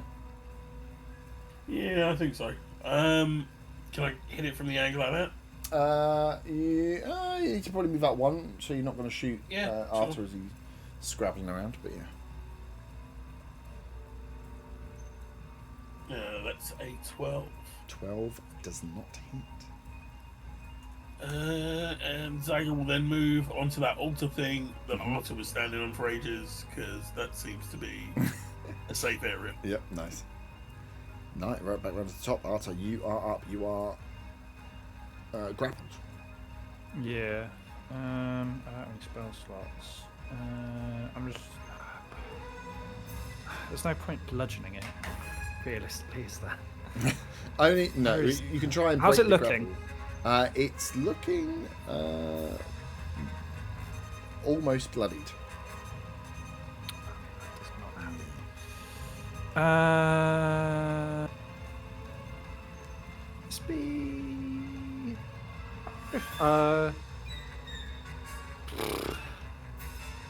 You could No, try and I'm gonna have to try and break break out, aren't I? So, just I'll go for an attack with my warhammer, just to try and break out. the grapple. Nice. And that is. Oh god, what's my thing to attack? That's 15 to hit. 15 hits. Yay. That is 6 points of bludgeoning damage, so whatever that would be. Nice. Yep. And it rolls a. It still rolls. It rolls enough to hold on to your grapple. Beats its save. Okay. I don't really have anything else to do because I don't have any spell slots, so that's me done. Nice. Fabian, you're up. I'm fuming at this little thing at this point. I'm Absolutely fuming from my fuming, perch so- up here. Pardon? I said, from my little perch up here, I'm absolutely fuming. I'm absolutely I'm seething up here. Favorite As I enters draw my Karen bow. mode. Yeah. Oh, with a 13 to hit though. 13 just hits, meets it, beats it. Thank God.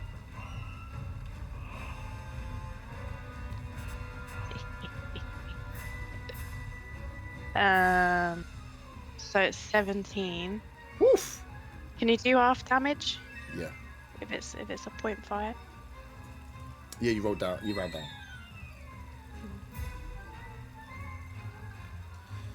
Nice. Big hit. It's looking over bloodied now, which is good. It's looking weaker. Good. Good hit, but still intent. Corin.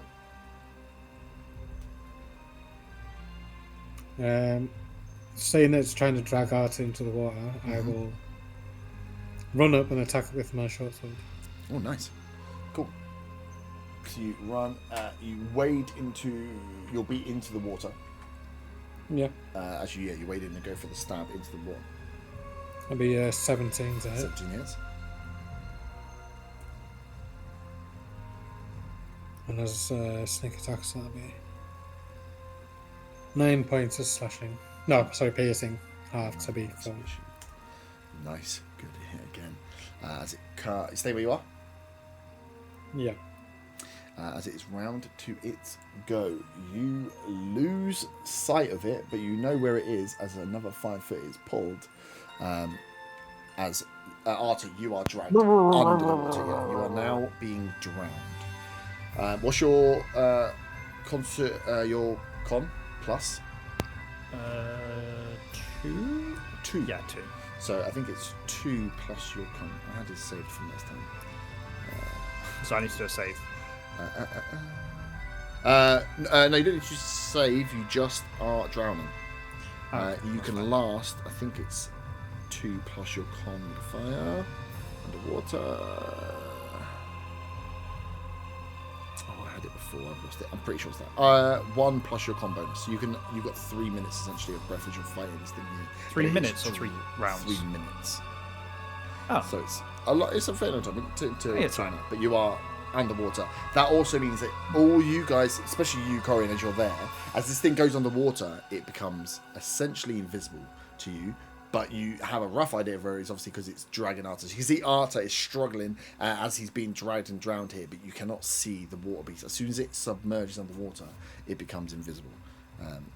Which means Does attacking it is harder. stay in the? Is it in the same stay in the same square as Arthur when it's dragging him, or is it next to the square next to him? It's an elemental, right? So it's got him constricted. Once it's in the water, it could be anywhere around that point. So as it is now invisible, essentially your attacks are always going to be at disadvantage because you're trying to just stab the water and hope you get the thing, or you've got to try and get Arta out. But Arta is currently submerged. As Von, it is your turn. Okay, I'm gonna go across and try and pull Arthur out then, I guess. Mm-hmm. Try and break the grapple. Nice. So yeah, you can grab hold of Arta and just try and strength to pull him out. Yeah, just strength. Yep. That is 11. 11. No, you get hold of Arta, and as you're pulling, you get his hands above the water, but you're not getting him anymore. This thing is strong as you're trying to literally. You can't. It looks odd. It's almost like he's playing a joke on you the way he's tagged down. If you didn't know, he was being beaten up. Can I not pull him by his horns? But you can try it if you want. Yeah. Flavour it however you want. He's still staying under the water. Cool. That's your action. Anything else you want to try?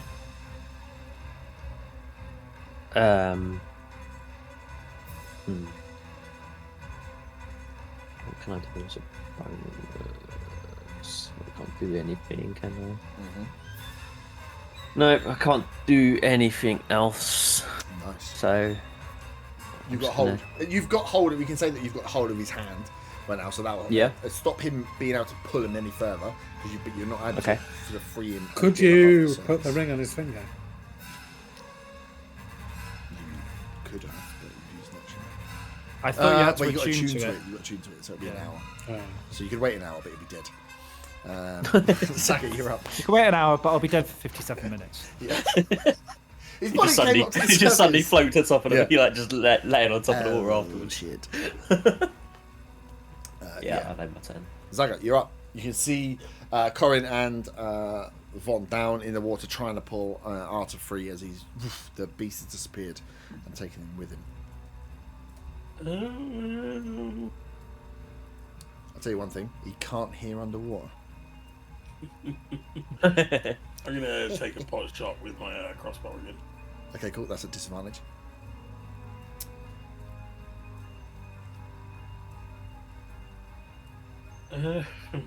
Brilliant. That's an 8. 8 does not hit.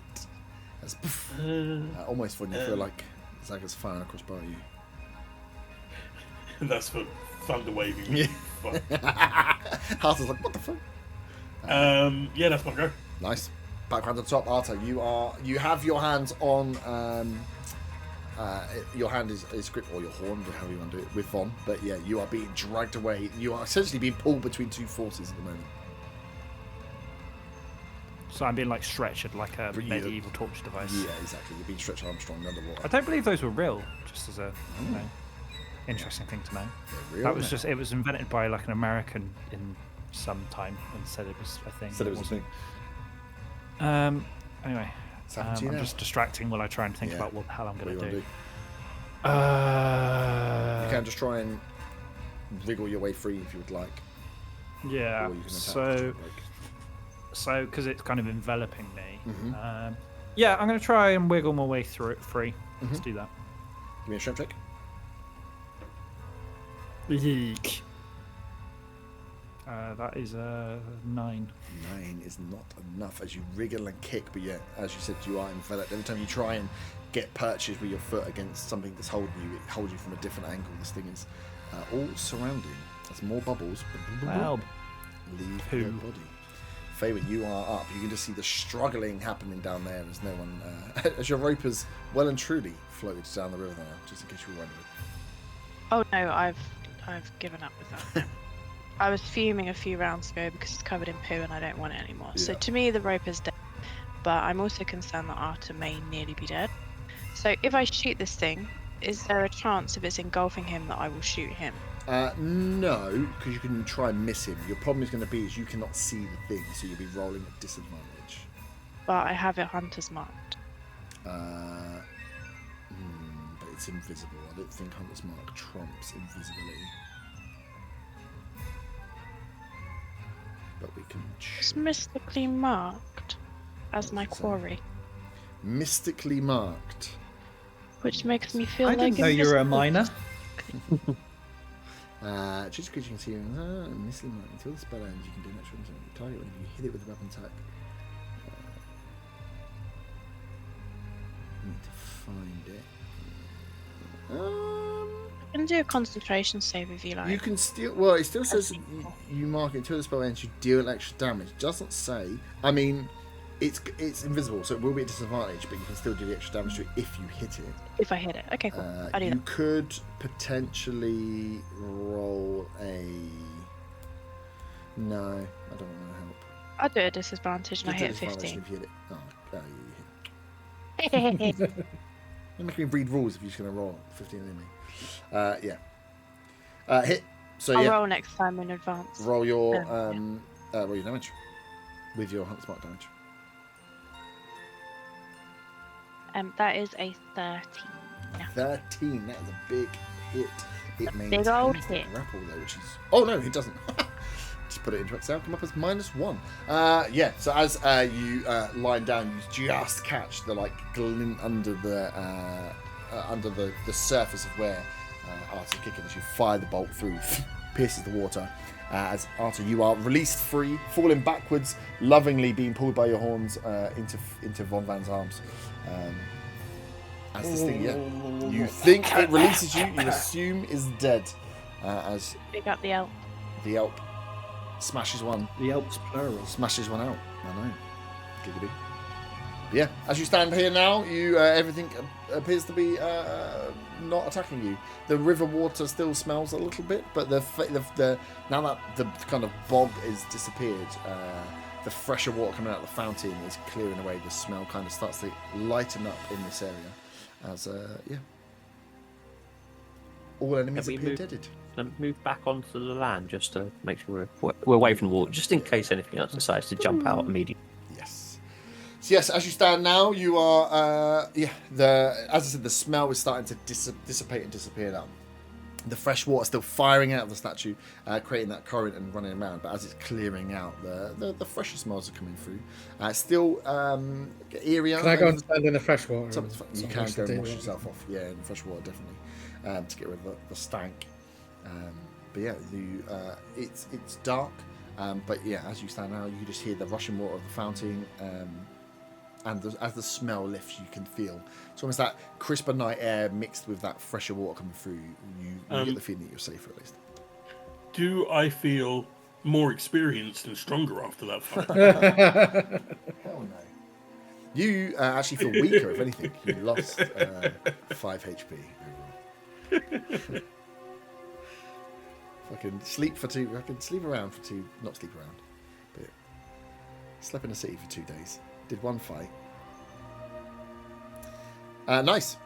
So yeah, you are. This is what you have. You can hear there the was running 2 water. fights. We There fought were the 2 bounty fights. hunters as well. Yeah, true. Well, you got kind of bailed out, but yeah, we'll see. It's all right. It's kind of a fight. You win in that fight. I got a sweet new sword. Yeah. Yeah. See what you moaning about? You got a sweet new freaking sword. You still want to level up? So give me the Give sword me a back. giant. I can stab with it. Yeah, maybe one day. Feel lucky one day. But yes, there is no immediate threat as you guys can come down. The eerie silence that now falls as you realise it's once the fight's done. It's getting a lot darker now. The sun has almost disappeared, so you can just hear that running water of the fountain. As you Would this temple area be considered safe now that we've cleared it out and the water running is clear? safe in what terms? In long the rest. terms that I want to fall asleep for the night. Not as you stand. Give me a perception check, Zaga. 13. 13. You see the water running around, and you're like, okay, the water's cleaning out. It's just like cold and dark at night. There's nothing over cover. This is a broken, ruined temple. But as you then look around to your immediate vicinity, you notice that, like, you're standing on some sort of plinth, but there's something slightly off about this plinth. Like, what is this plinth even here for? It looks, a stairway comes up, and you're stood on some sort of platform surrounded by these 3 statues. you kind of hit with that. Well, hang on, what even the hell is this place? What is this thing for? Yeah, Zaga is confused. He doesn't actually know why we're here at all. He thought we were going to a town to meet people called a family. Yeah. Is this a dungeon? Is this a? We can actually be Dungeon and Dragon now. Oh no, there might be a dragon. I saw a funny thing about that. Where it's like, we're halfway Well, through no, the game. I mean, we kill the dragon. Weaver is a dragon of sorts. No, you don't have to. He is a dragon. No, you know something off that. You can if you're gonna probably talk about it with your friends. Someone could roll investigation checks if you'd like to see what's going on. Try and ascertain. Can I light another torch while we're Yeah. Give yourself a light. Yeah, definitely. Could I suggest a pee break quickly before we go into that? Yeah, if you want to do the pee break Yes, first. Yeah. do Just a pee in the poo water. I'm going to pee in the fountain. That's good because the fountain's still running. So it's okay. Yeah, I will take a join pee you break. because I've always wanted to pee in a fountain. Nice. The two of you lean up to pee in a fountain. As you We can make our own fountains. I turn around and go, nice cock. No, Sweet. that Alright. doesn't happen. Get drinks. It's always like this. I'm a halfling. I'm a grower, not a shower. Why? I'll leave this up just so you have some visual reference. But yes, as Von, you light your torch as you look around. You are in the light from where you are in that kind of centre point, giving you a kind of better view of what's going on here. But as you look around, you have this like kind of central, what looked to be a platform, but on closer inspection doesn't look like it's a performing stand at all. And then you have the statue out to the side. You can see that, yes, with that water just absolutely running wild out, that there's probably more ground that would be accessible here, but it's all been over flooded and bogged out by what's going on with the statue at the moment. But yeah, you are within this statement. So you notice something with the things. If someone would like to give me an investigation check, or give me one with advantage if one person wants to roll. Does anyone want to take it? Has anyone got decent investigation? Not really. I'm feeling quite investigative. I'll take a stab at it. No, do it at advantage then. Yeah.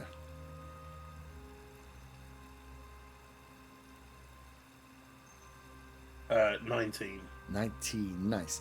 You notice very clearly as you're looking at the immediate stand that there's this platform you're stood on is not big enough to be like an altar. You've been in some forms of something you'd call like a church or like a church is the right word for it. And this doesn't look big enough, and the shape of it is odd. And then you notice with the three statues that two of them are facing you, and one of them is quite obviously turned the opposite direction. Hey, why is that one statue looking away when the others are looking at me? It's weird. Maybe it doesn't like your face or something. Maybe it doesn't like your face. I'm sorry I hit you. You were. I didn't see you there. You're so small and blue, and there was lots of water, and it was blue. And I mean, it was pretty brown to me, the water. And you stole my crab leg. oh, So coming I back. thought that was a gift. Was that not a gift? I mean, you took it, and I tried to cast a spell to stop you from taking it, and you took it anyway. Oh, that's what that was. I felt like something on like my brain, but I just kind of shrugged it off. So I just assumed that, I don't know, someone walked over my grave. It was like a little shiver down my spine. With the statues. Have we tried turning it the other way? Does it move? Or? I don't know. I'm pretty small. It looked kind of heavy for me. It's about the size of you, to be fair. Art is a big, strong boy. Maybe you could have a go. Hey, hang on. Let me get down off this thing before somebody starts messing with it. I move off the thing. I try and spin it round, and I roll a natural 20. Nice. You spin it the wrong way. You get yourself prepped to like, and then you like almost overkick it. It's like it spins super quickly as this one in front, and it hits like a stage. You can feel that this thing has like two stages. It's off, and then when it's on, it's like poof. You're like, oh fuck. You move it quick, and then the platform itself starts to just wiggle, and a little bit of poof, dust moves as the top slides up and off to the side. You can see there's a slight lip there with a 20. Jesus Christ, we'll roll it up. That doesn't take much for you to lift the top platform lid off, almost like a sewer lid, but completely covered, to reveal a staircase. Ooh. I'm not going first. I'll go first. I like stairs. Mm-hmm. Not like people looking at me, but like the walkie stairs. Like stairs. That's such a weird thing to like. Yeah, you like crab legs. I know, make my way. I look at everyone. I'm like, Yep. point, and then I'm like, I'm gonna go downstairs. Arthur, take this torch if you're going to be leading the way. But I'm I can just see in the dark. I was watching the joy on his face as he walking downstairs. I take the torch. And... Yeah, as you can see in with your dark vision, but it is pitch black down and without as you start to make your way down, and it's quite steep. The steps slightly wet as well as you go down. You make your way down there carefully as you go round once, round again, and in the kind of, it's such a narrow column that the light doesn't start to shine. You very quickly, if you weren't following Arthur down, you very quickly lose sight of his torch, where you can see that this kind of is a tight loop round, and it's enough that the light wouldn't naturally pass from the bottom to the top. Who, if anyone, is following Arthur in? Zaga wants to be middle of the pack. Mm-hmm. I'll go behind Zaga. Oh god, the end. So Yvonne, you said Guess that means I'm second then. yeah, second then. Cool. I mean, you are the leader, so you really should be. You all make your way into. I don't feel very much like a leader right now. Making our way downstairs. Well, this is Van Van's vagabond, so yeah. Nice. So yeah, you all make your way in. Anyone want to do anything on the way out? You're just leaving everything as it is. We can't loot water, can we? Oh, not looting. Sounds like a trick question. I don't want to cover the stairway because we might want to climb back up again. Nice.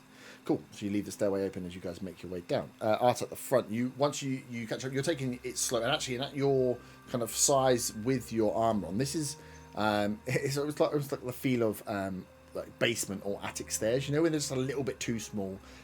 Nowadays, you'd be like something that was built a long time ago. It probably isn't really health and safety legal now. You slip on a couple of steps as you're going down. It's not a comfortable view down, nor does it give you a great view of what you're kind of walking down into. But can you give me a perception check as you kind of come to the bottom of this like third loop of the stairway? As we're doing that, I go, oh, it's like a slide. That's when my feet goes. That is a 10 for perception. 10. It's incredible.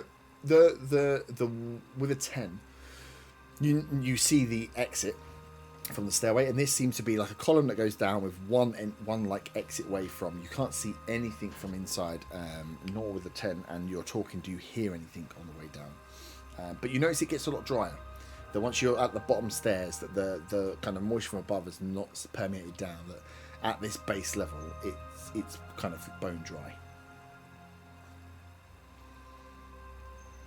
I reveal this to the rest of the group. Like, how are we below the water, but we're drier than the water? You were below the water for a little bit when you were fighting that thing. They got some good drainage, I would say that. I cough up a bit of water. Nice. Making your way into the thing. So you as you come down, there's enough space in this like kind of entranceway to get alongside the doorway. The doorway is only like a one square, 5 foot across as you're there. There's no door on this doorway. It's just a stone archway that's just cut out. And as the kind of light passes across as you're trying to peek in, you can see that there's that this is like a larger room. There's a few things you can make out. There's some few shapes, but you don't see any movement as you have just had that quick pass as you're across. But you can all make it down if you would like, pretty much into that bottom square.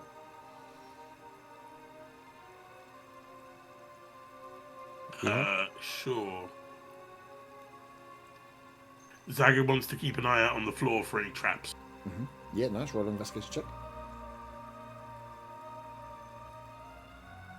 8. 8. You, as you're looking across the floor, you don't see anything with an 8. You notice the ground is like slightly like dusty or sandy as well down here as well, and you don't see any tracks or anything in there. So like the floor looks pretty pristine, as if it's not really been touched, or if it has, it's been tidied up. Oh, sorry, I said traps, not tracks. I know, but you don't see anything on traps. 8's really bad. Okay. Yeah. It was not a good roll. But you don't see anything obvious on this initial doorway as you're kind of peeking in.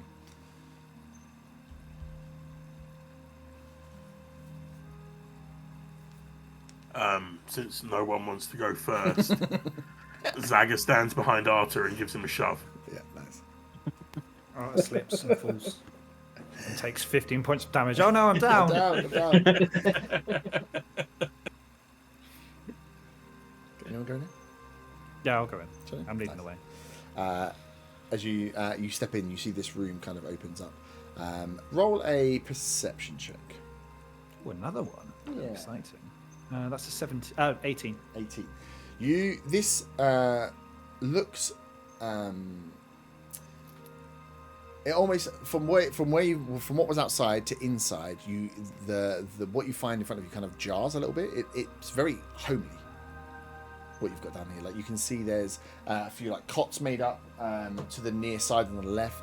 On the right side, you can see there's like some stone tables made up. Oh, a bed. It doesn't match the ruined status of what you'd seen up before.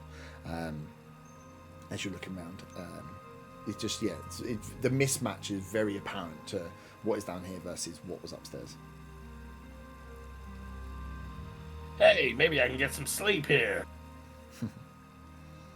I head over to one of the beds and I kind of like try and see whether it's like looks like it's been recently used. Mm-hmm. Yeah, even with a passive infiltration, you can see that there's possessions around. There's like a book on the side, and there's a blanket across one of the beds that's like the bed's not made. It's an unmade bed that's there. So you get the feel just from seeing it here. Either everyone left in a very quick hurry, or someone left not that long ago. I shout over to Zaga. I'm like, Zaga, it might be a diary. A diary? Are the rest of you making your way in with Arthur? Prick up. Yeah. Everyone making their way into this room? No, I'll stay outside, keep them watch. Nice. I'll walk in over to where he said there was a diary. Nice. So you walk in. You go check this. There's a book there. It's not a diary. It's just a book. But yeah, you can see again the same thing, that things are made up. Can you give me whose passive perception is above 12? Me. Yep. Pick me. But you're not in the room. So I'm in the room. I'm leading the room. oh, you are. Sorry, no, those that said before. Yeah, so you both hear as you're over by that area where you said, I think there's a diary here, and as you go over, you see lots of. Actually, they wouldn't look too. They're not diaries, but they look like almost like chronicles, like encyclopedias, like lots of information stored up across this kind of bed. And then you hear from towards the back of the room, you hear a shuffling, this is stupid, and you can hear some talking from the like far side that you haven't quite got to yet. So when Oh you my God, said it's Gollum. when you said encyclopedias, Faywin got a bone. Yeah. Yeah, so when you go through, they're not like diaries. It's not like Dear Diary. This is the thing. It's like histories of. So there's like information on she's a different proper places and geek, stuff. though. And then you go through, you're like, yeah, they're like these. This is like a chronicle. This is someone that is either collected books or chronicling books or keeping stuff like this. This area is yeah. There's obviously How many? a reason for it. Did you just say if they haven't got a 6. boner? Yeah. She's just but then you hear talking from the like, the You have back. questions. You've just given me a We're boner. just gonna go over. So how many books were there? Sorry. About 6. I'd like to swipe for him. Ooh, okay. So you, What? I want to read it. Oh, okay. I'm not putting it anywhere. I'm just holding You it. just give me a bowl. in my The room blows up. Nice. So as you pick up, you hear from the from that back side of the room, a voice come across to saying, no, put that down. Who are you? What are you doing? No, I don't care. And then you go, just leave it. They're not problems. They're not problems. Excuse me. I want to grip onto the book. Nice. You're gonna steal a book. Bloody hell. And he took 14 I don't get any loot, man. As coming out of like the shadow of the back, you can see there was like a couple of archways and doors towards the back. Could have been storage or anything in there. This slight, probably like a 5'5" height, older woman, looks to be of elven descent, kind of, and old for an elf as well. Comes out in like all greens and browns and like almost wearing like a million blankets as dress coming out, and you can see that they're batting away someone behind them who appears to be not humanoid but some kind of like lizard creature, not quite kobold but probably of like lizard folk descent, behind him trying to hold onto her, and she's just bobbing out into the middle of the room. It's a ghost. Just literally looking at you, Fame, like, no, you can't take those. What are you here for? And she's pushing back, and she's just like, just leave us. Is it Faywin's now? It could be. It's a vision of her future self. Hello there, madam. Hello. I'm assuming you're here because of what's gone on. Have you've been sent by Nerida? You're here to help, but whatever you're here for, I'm very happy. But you please be careful with the chronicles. Zaga goes and picks up a book and starts just flicking through pages. Well, this is, and you see the stepping out from behind her now. This lizard folk who was around the same size, but seeing you flick through, kind of disrespectfully after being asked, like rise up, and just says, "The lady asked you to put that down." Zaga looks the lizard thing up and down and tries speaking to it in Draconic. I don't think lizards speak Draconic. No, because Zaga doesn't know what it is. Yeah, Just thinks it yeah. might be a dragon. But let me person. check, because I think it might. Draconic. Does Faven speak Draconic? Yep. What does Faven not speak? She's a neek, man. She She's a loves it. fucking She little fucking learns. Sensed. nerd. She's a nerd. I mean, did she Yeah, shag no, a dragon? okay. Does she learn Dwarvish from? So what do you Not say? asking, What do you say in Draconic? I say, hey, are you a dragon person? They reply back in Draconic and say, "I am kin of the dragon people, and I suggest you put the book down. Let's have a conversation."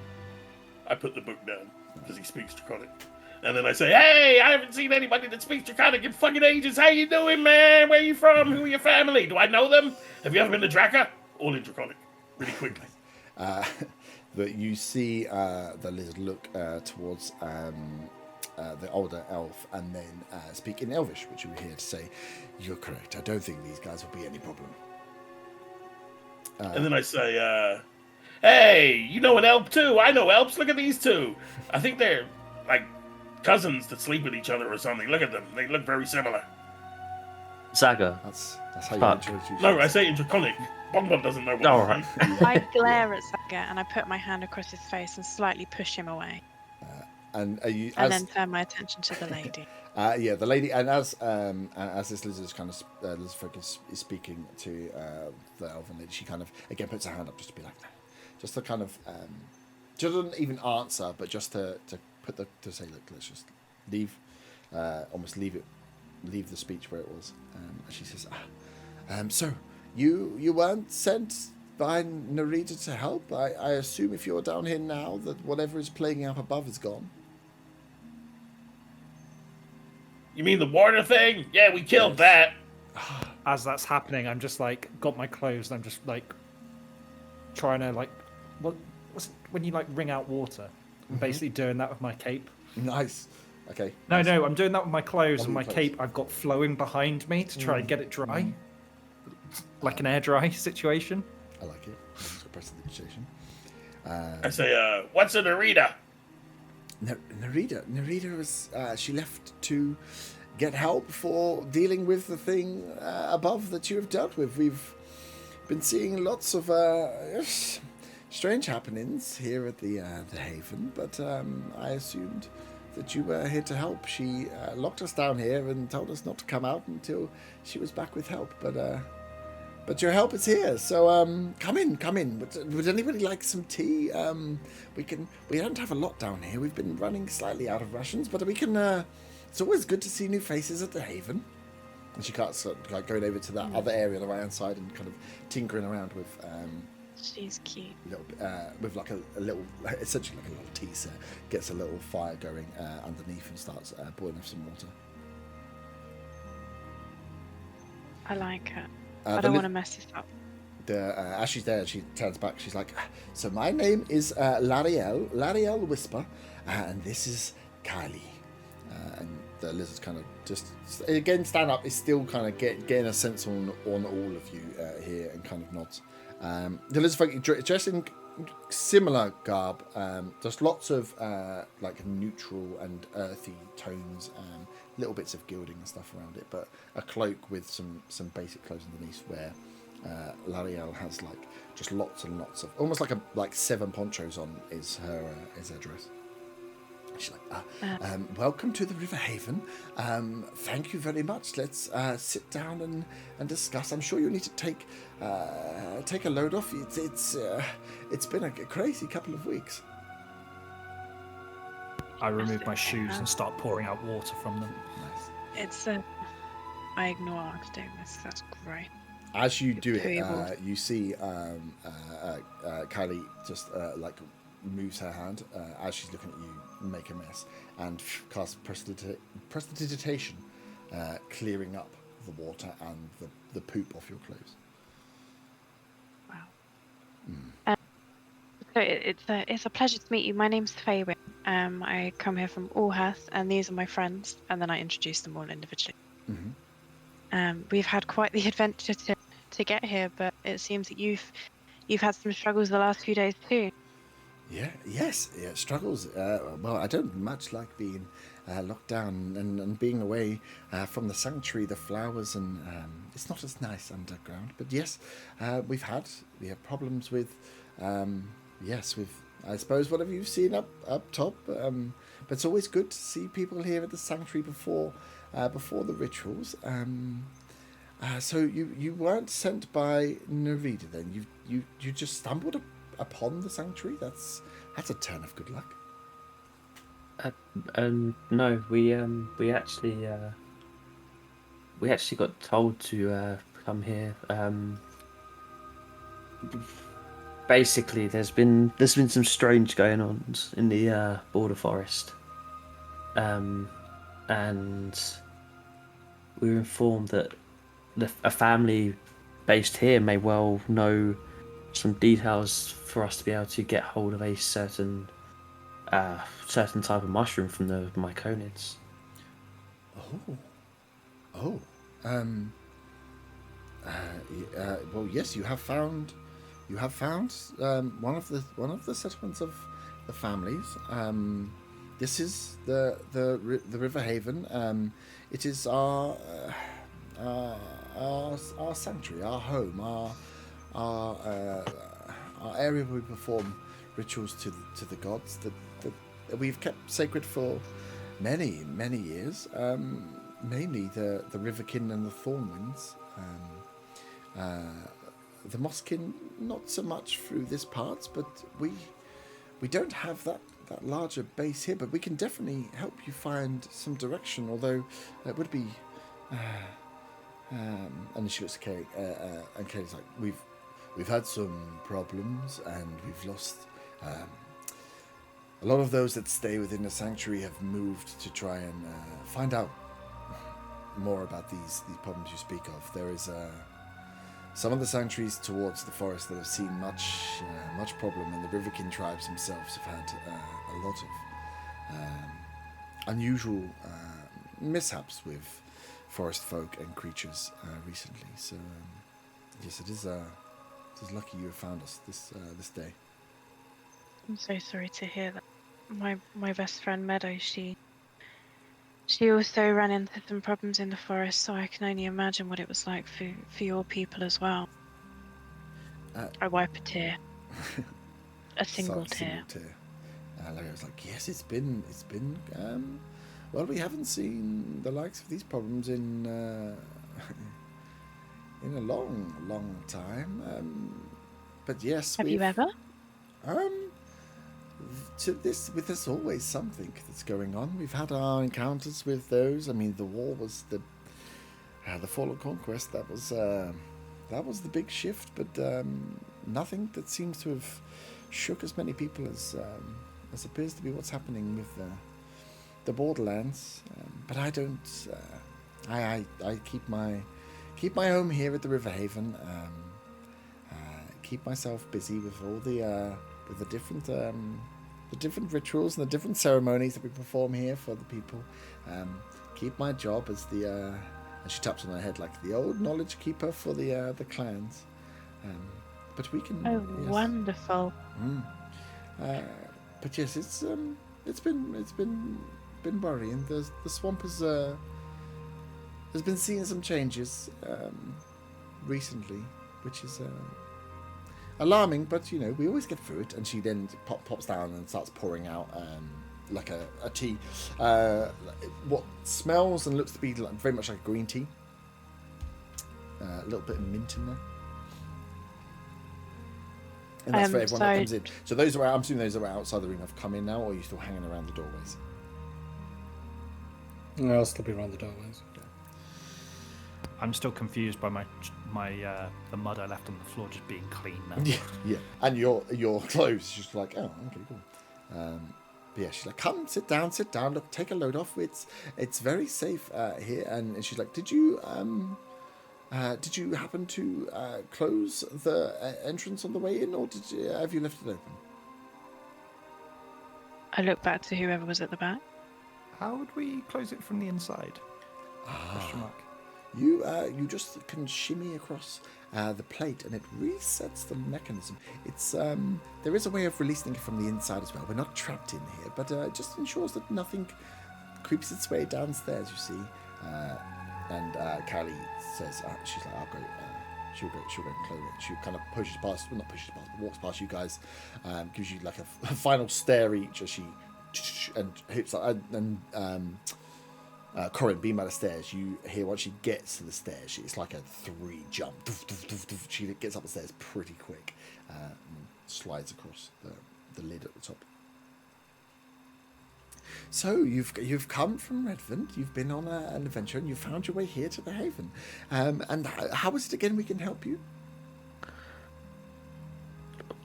Well, as I said, there's some strange going on. Strange things happening in the forest. Without going into too much detail, it seems like the forest is transforming in a way. Almost trying to take back the land. And we heard word of this powerful mushroom that is grown by the myconids that could possibly help. As he's saying this, I'm flicking through my diary to get the name of the mushroom. Mm-hmm. Yeah, as you're like looking for the mushroom, she goes, the diamond mushroom. I got Yes. Ah, wow, quite the expedition. The diamond mushroom is incredibly powerful. Mushroom we haven't. Well, we do not keep stores of such a mushroom. This plague, this disease requires diamond mushrooms. You can see her like almost like half talking to you, half talking to herself, and contemplating and flicking through kind of vaults of her mind for what she might know. Wow, this is this is very, very worrying. We've seen a bit of change, but we're lucky that we are further from the forest than those down in the glade. but we could definitely point you in the right direction. Unfortunately, I wouldn't be able to accompany you myself. I must stay here at the sanctuary, and unfortunately, my adventuring days are probably a little behind me. But we can definitely point you in the direction of the glade and the people that may be able to help. Would be very grateful. Yeah, I mean, as you say, you said you've seen some changes around here, and we're worried that maybe what's going on in the forest could have cause more widespread problems. So Raven's nodding obviously, frantically. it's of great importance to try and do whatever we can to fix what's happened. Yes. That's I bet this time Callie returns down, kind of catching up. No, I understand. Well, it's incredibly late here tonight. I suggest you stay here and get a night's rest, and we'll and she's like, Callie, get the maps. Get the maps. We need to help these people get to the glade. And she kind of gives a nod. Goes back to that kind of darker corner. You can see now there's two little rooms at the back, but you can see there's lots of, again, there's a back table of scrolls and in parchment and stuff out there as she starts going through there. We can definitely send you on your way and give you enough to make sure that your passage, at least if you bump into the thorns or even the sentinels, that we can give you passage. I don't know how much of the Borderlands you know, but the land is constantly changing. The swamp and marsh, and what makes it beautiful makes it equally dangerous. So yes, we can do our best to point you in the right direction. That would be wonderful. As this conversation's going on, Faywin keeps looking back at the stack of books because she's a proper geek. I wonder, as we rest and dry off, would there be any chance of me having a look through those chronicles? I'll be very careful. I'm just a bit of a bookworm myself, and I just love to learn, and I feel like I could learn a lot from the chronicles that you possess, if that would be okay. Yeah, no, definitely. If there's anything that particularly you're looking for, I can help. These are quite detailed and not exactly a page turner, but end to end or cover to cover. So if there's something in particular, I can definitely help you with that. But I'm more than happy to let someone take into the vault. There's no point keeping the knowledge if you don't share it. But the books will need to stay here.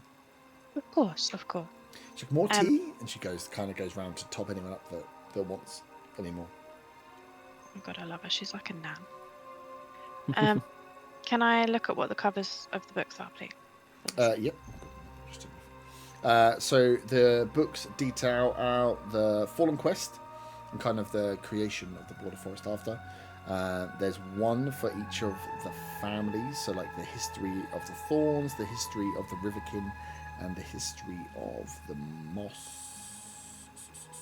What are they called? The Moss Heart clan. And then there's one of the Borderlands and the movements themselves, which are a little bit more recent and pick up things like people entering the area, changes of like things happen in Redvant, things happen in Allhearth, things happen in the Iron Hills, the kind of surrounding populated areas. So less about themselves and more about the outside world. Great. So yeah, she has some stuff on there. But yeah, if you have specific things you want to look at, we can pull out certain sections. But yeah, she has some areas, and mainly that's what she gets you all set. Gets Callie to make sure that you've got some beds and some cribs set up, and they're not. I mean, this isn't an inn. This isn't the nicest, but it's dry and it's warm down here. So she makes sure you all set up with beds and offers a place to stay for the evening and a map towards the Willow Glade, which is one of the other settlements of the Thorns. And she explains Willow Glade is kind of nestled within a clearing in the swamp, and it's the thorns specialize. Whilst they have this kind of area shared with the Riverkin, which is more about the kind of rituals and the ceremonies that they perform as clans. The Willowglade itself is their kind of like alchemical haven. It's where they specialize in the kind of the one really from the border forest, like what is in the border forest, the magical plants and effects and animals. And it's where they do, that's where the experts from their clans kind of live there. The Thorns specialise in the kind of alchemical side of their studies. As I'm flicking through the books, I see the one about the Thorns. Mm-hmm. And I'd like to ask her, I see in this book about the Thorn family. I wonder, do I tell her that we were told to speak to the Thorn? Yvonne, did you already tell her that we're looking for the Thorn family? I didn't say what family, I just said family. Okay. I read her about the Thorns. I don't suppose you know much more than's in this book about them, do you? You know, where it's best to find them, or I mean, what they're like? You are speaking to a member of the Thorn family. Oh, delightful. Yes. Yes. Well, we tend to settle across the borderlands, but we have some more permanent settlements, and the Willowglade is one of the largest that we are still in. Whilst I've been lucky not to see, I have been told that the borderlands are disrupted somewhat by some bandit types and certain crews of more unscrupulous types. So we have been pushed back to our settlements more than we would normally free roam. But the Willowglade is a beautiful place. And then she goes in and explains that the glade is where the Thorns are from. It's nestled within. They can draw you a map to kind of get you in that general direction, providing you can take the appropriate paths through the borderlands, which change over time. So as she's kind of going through this, those that are interested, Katie brings over the map and shows that where you are up on the bank of the river on the north, you would be coming down southwest, and you just need to essentially travel in a southwesterly direction until you get close to the start of the border forest. And on the kind of cusp of the border forest and the borderlands, it's where there's a lot more swamps and stuff around, and within one of the clearings of the swamp, they have their settlement, like an actual small town, a couple of hundred people, probably live there at any one time, and you will know when you get there because you can. The kind of huts are adorned with all these different. Like either magical sigils or like bioluminescent plants. There's an ethereal glow. Like when you get close, you can feel that you'll know where you are. You'll know that the kind of surroundings change as you get there, and that they are. It's where they create their potions and concoctions and testings and everything. It's very very hippie. It's all from natural products, from natural surroundings. So she also says, linking back to your want to find a diamond mushroom, that if anyone's going to have a good hint on where they can find them or has contact with the Malconians, it's probably someone within the Willowglade.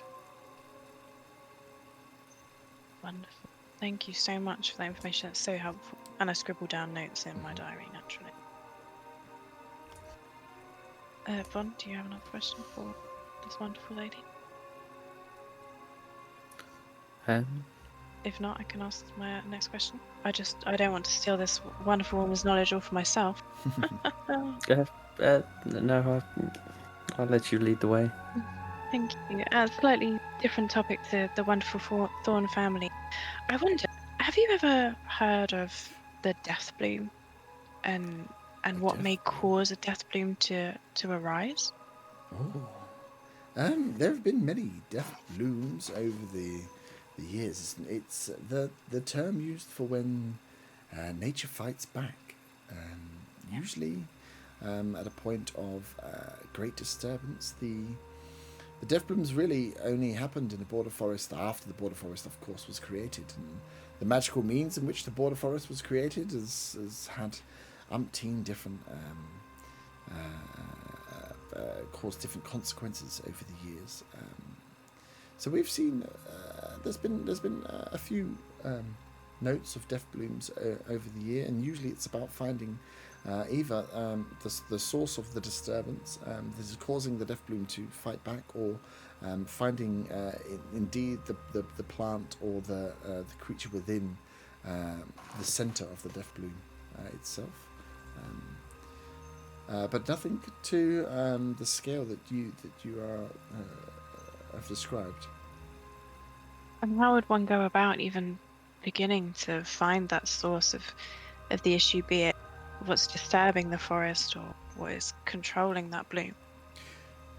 This is one of investigation of the forest. If you can find ways in, there are some that are able to communicate with the forest in better ways. The druids have always had a good connection. The druids with the forest. We have some connection ourselves, but most of it is one of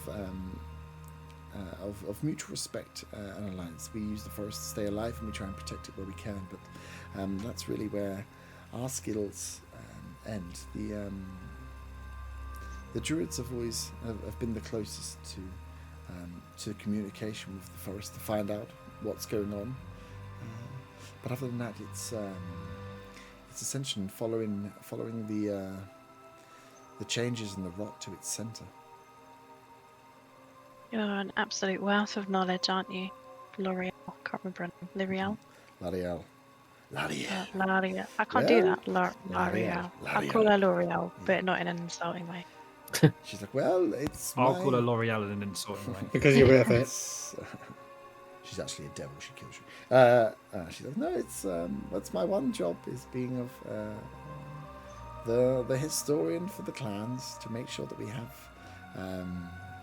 whilst we didn't give in and go to live in the cities, we abide by our own rules and rituals, and that means someone must keep the history. So that is my cross to bear.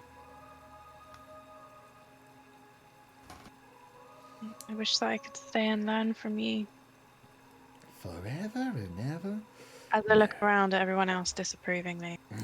I put my She's so thumb up at knowledgeable her. and wonderful. She Yep. I was gonna say, at this point, Zaga speaks up. Hey, I see you got a lot of scrolls and parchments over there. Would any of them let me cast Fireball? Most of these are maps and drawings, not spell scrolls, if that is what you're after. It's a shame. It is a shame. It's almost like the never-ending quest for a fireball. I can see it in your eyes. But no. Seems not to spell bear scrolls. some resemblance to a never-ending quest for something else in another kind of D&D we done. And that went well as well, if I remember correctly. So no, she has not. They're going to draw you up a map to the Willow Glade, which is a south westerly direction. This is more of a map than you've had of the Borderlands before, and point you in the direction. But she will not be able to come with you on the travel. So you have a night's rest here. You have the opportunity to get more information or ask more questions about certain things if you would like. I want to ask This- everything, but I just can't think. I was to say, before we have the rest, Glass, we've got 3 horses upstairs. Will they be safe to leave tied up there? Oh, Is there a way to get them down here safely? will not make it down the stairs, no, but we could tie them up closer to the entrance. I mean, ordinarily I would have said they would have been very safe here in the sanctuary, but well, you've seen how things have been recently. But no, if we can bring them closer and hope that nothing else comes. I mean, animals have been staying away whilst those elementals were toying with us, so we can hope for the best. Okay. I take the final pound of chocolate out of my pocket, Yeah. which makes Hector poke his head out because he's upset. Is that all the fun? And I offer it to L'Oreal. And I'm just like, I know you've been stuck down here with all the elementals upstairs, but perhaps you would want one of these? It's a pan au chocolat. She says, very kindly, but at my age, I must control my diet more than I would like. I think you might need Owen's that. really upset. Yeah. She does it very politely. But she'll Okay. probably get the shits if she eats a pan au chocolat. Real talk. She's an old lady. In that case, I tear off a tiny piece and give it to Hector. Yes. Oh, yeah, baby. I like the pan au chocolat. Could you do that in Weasel, please? Because I don't have speak to animals on. That's what he does. That's what you hear. Okay, great. Sounds like a burp, but you're not sure. When he gets My pan au Weasel chocolat. is now Johnny Bravo. Interesting. I loved it.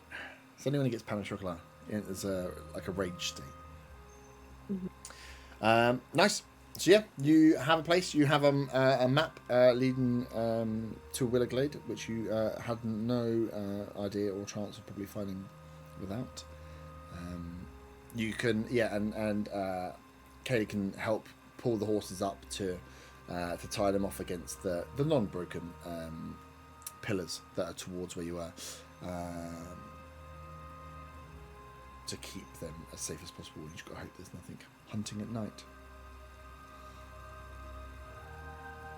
Are we taking a long rest? Or... It's up to you guys if you want. Yeah, it's into the evening now. She would there's not a lot on offer. There's a few dried supplies and stuff, but now they know they can kind of get out. They offer you some food for the evening and some basic space to kind of roll out bed linen and take I a rest. call over Von Van. I'm like, tin can. I like, gesture to him. Arthur. I like, put my hand on his shoulder and I whisper in it. I like say in his ear, "Can we trust this woman to not kill us in our sleep if we, have a nap?"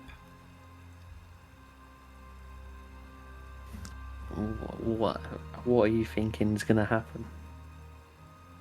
I don't know. I'll get stabbed or something in the side. Probably from Zaga, but at the same point. I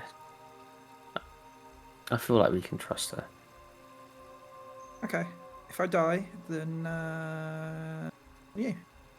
Well, we'll all And be dead. I literally lie on a bed and start snoozing away. Cool. Got that weight on my shoulders now. Yay. Nice. Yes, it's up to you guys. If you've got any information you wanted, you can ask information. You can take your long rest. You can chat with each other. But yeah, you are. If you would like, you have the ability to stay here within the Riverhaven Sanctuary for the evening. Yeah. As soon as, well, I guess what we can do, seeing as we only need the 2 elves only need 4 hours, we can do different 4-hour sessions, just so one of us is awake. We're on a shift. Yeah. I'll go second because I want to read and finish eating my digestive biscuit.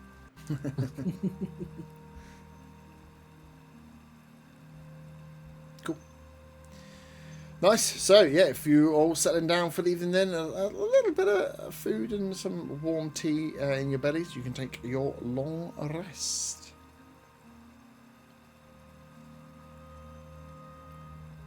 During my keep watch / reading, because I'm gonna have to reset my spell slots anyway. I wanted to cast speak to animals and just have a chat with Hector for a bit.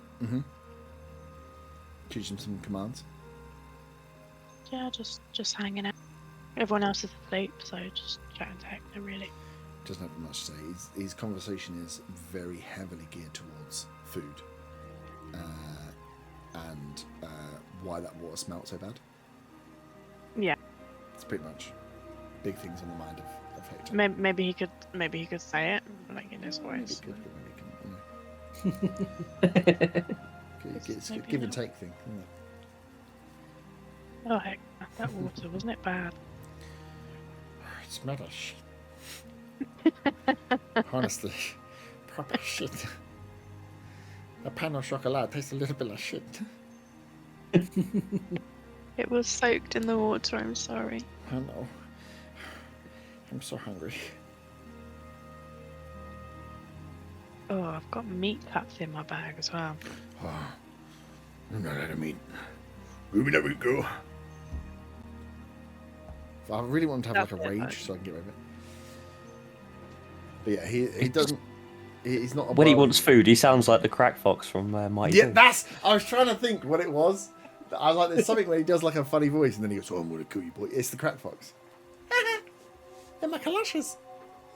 I'm gonna skin you, boy. I'm gonna eat you alive. Good, thank you. That was I my. miss his first voice. His first voice is fun. You know, it's hard to remember the voices. They were done so long ago. It was like Sweet Gollum. Oh yes, sweet golems. And you fed him pan and chocolate. It's really grown him up. His ball's gonna drop soon. Perfect. So you have your long rest. You awake, and there's no light down here. This is just a cavern, right? This is just like a cut out underground. So up at the crack of dawn is L'Oreal. She's you can hear, she's trying to do it quietly, but tinkering around in the morning, warming up the water again and making some tea.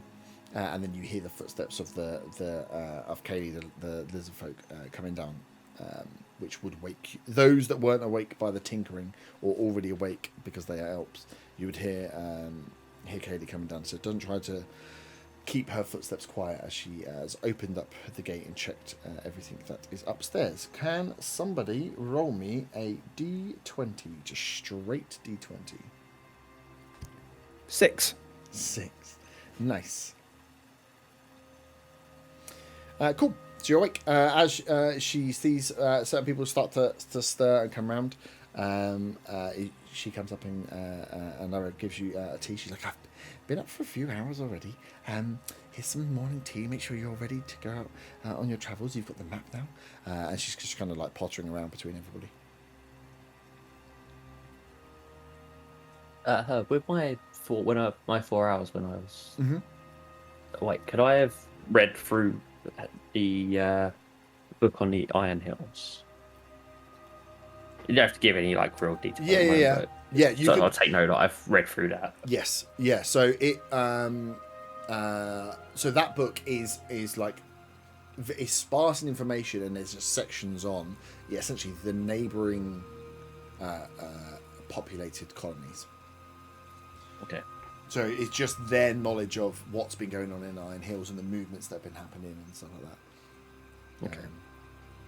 But yeah, if anything comes up, we can remember and go through some stuff on there. Yeah, no problem. Nice. But yeah, easy enough to go through.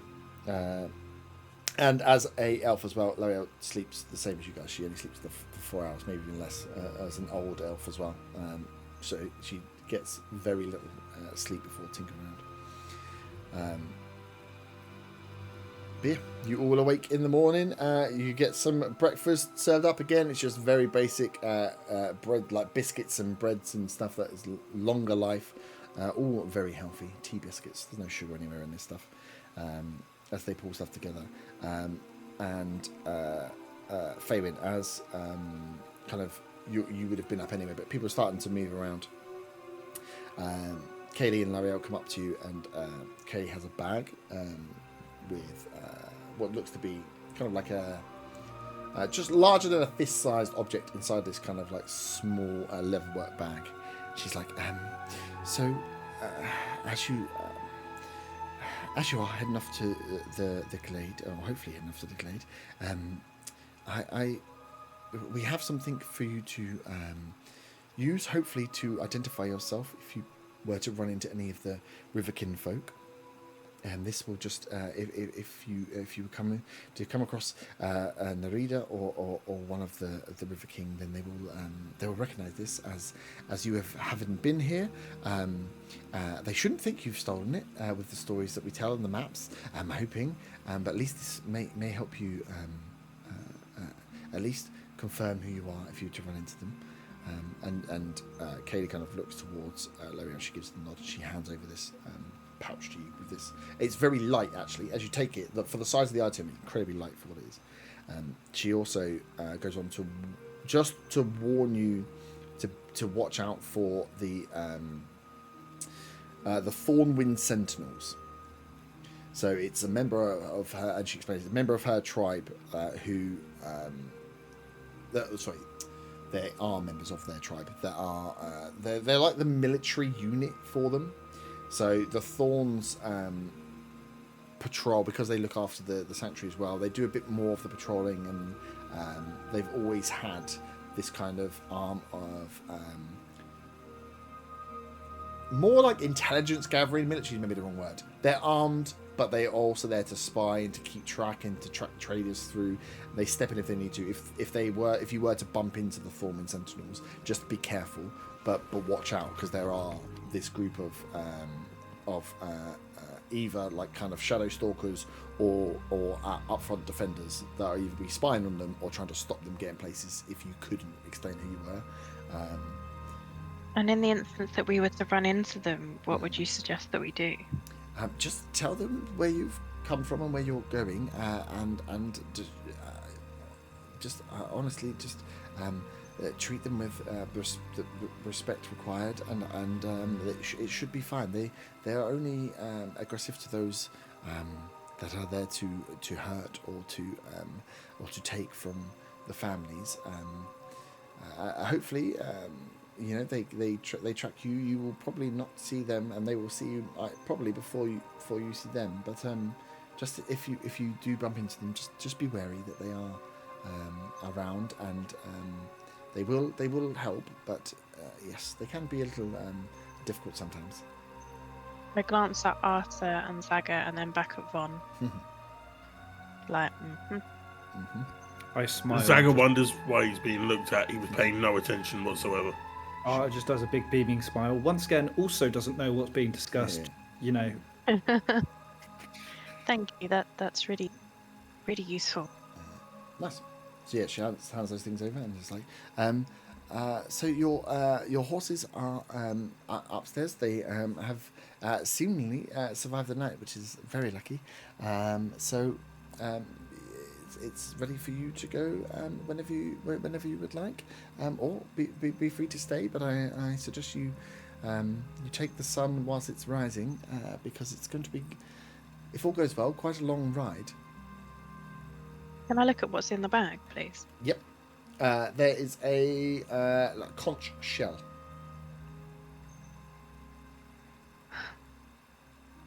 Just doesn't feel like loot.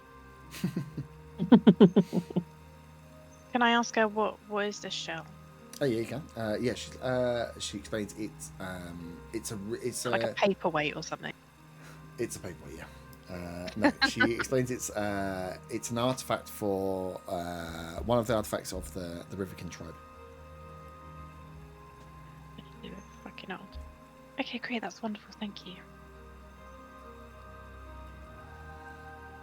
So you get breakfast. All your horses have been prepped upstairs by Kaylee, who is kind of like standing at attention, waiting for you guys to get up and get going. Is there anything you would like to do before you head out? No. Just want to thank Clariel for her hospitality. I'd like to give her a little cuddle. Yeah, she gives you a little cuddle back. I wish you could come with us. She doesn't. As you finish kind of the embrace, she looks to Kaylee and says, "See, I told you they would be okay." And you definitely get the feeling that this woman is being protected by this lizard folk. I'd like to try and hug the lizard woman as well, Carol. As you go for the hug, she kind of just offers a hand out. Stabs you. No. I want to hug her anyway. You get to push through. You get an awkward like one arm. Just like, yeah, that's fine. Just on the back, just for a couple of seconds, and then release.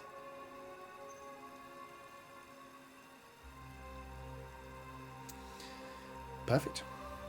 So you start heading your way up, and as you get up, the sun is up just as kind of like crusted above a nice and bright, chilly day. You realise how warm it was down in the kind of the cavern area of this river haven.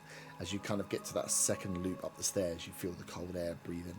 As you get up again and survey now what is a clear, bright day, it is it still looks like a ruin, still overrun with the flowers, but now in the bright of the day, you can see the pinks and the reds and the kind of coppers of these different flowers that are growing up and off each of the different areas. You also can see that or you notice very quickly when you come out that the statue is pumping out a lot less water now. And is not overflowing from its statue. There's still some swamp and bog around, but you can see a lot of the water has started to clean up now, where this water flow is kind of calmed down somewhat. And your horses are all tied up against one of the posts out the front. Look to be in good condition as you meet them. And the fresh air and the water smells fresh and clear now this morning.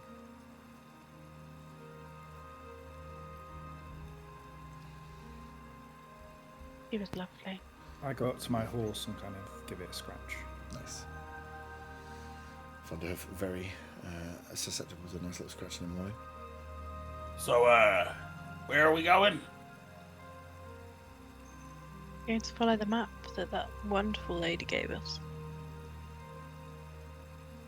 We must find the Willow Glade, the town of the Fawns. Mm-hmm. Are you good with directions, Vaughn? I'm okay with directions. Arthur knows these lands, so Arthur can always help. Are you good at following a map? So you can see the map as they've drawn it out from where you are to where you're going.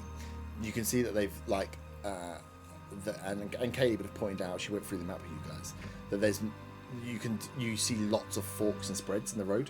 So whilst you're going from like point A to point B, there's probably like 8 or 9 different connecting routes, which for those that have travelled the Borderlands will know, but if not explained, that on certain days at certain times of the year, certain pathways aren't open. They're too swampy to go through, so they're not worth it. So it's about picking the right path depending on what's out to make your way there. So you as long as you're going in the right direction, you know you'll get there. Just it's going to be about trying to pick the right path, depending on your ability to read the road. Well, yeah, I guess we'll just I'll lead the way, Mm-hmm. and then that'll kind of be it. I don't really know. I guess we'll just be walking based on the terrain, and we'll go from there. So. Yeah, so you got the horses. So how I perceive, it's a day's. It would be a day's walk to get there. If you got there, you got the horses, which is going to then speed that up. But then again, if you get caught out, it's going to slow you down. So you'll know it's going to be again about just picking the right direction when you're heading out to try and find where you want to go, or the quickest way of getting there, I suppose, safest. I can ride alongside Arthur with the map out. Because then we've got the map covered and the experience of the Borderlands. Yep.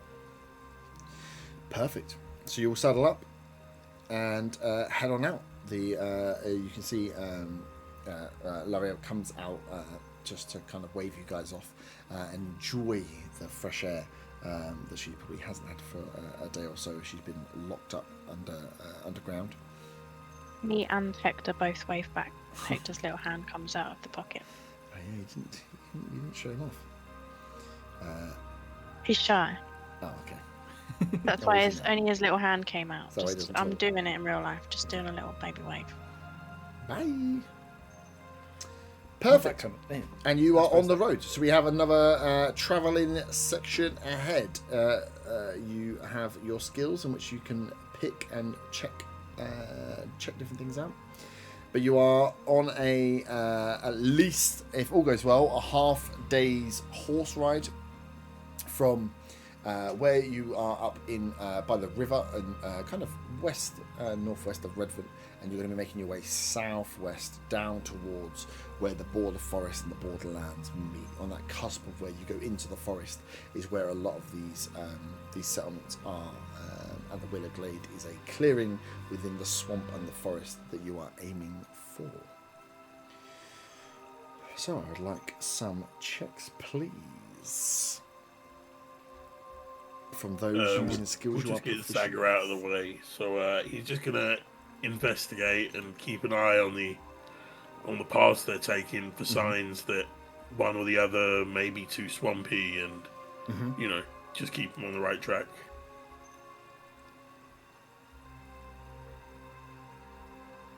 And that is it's a 12. 12.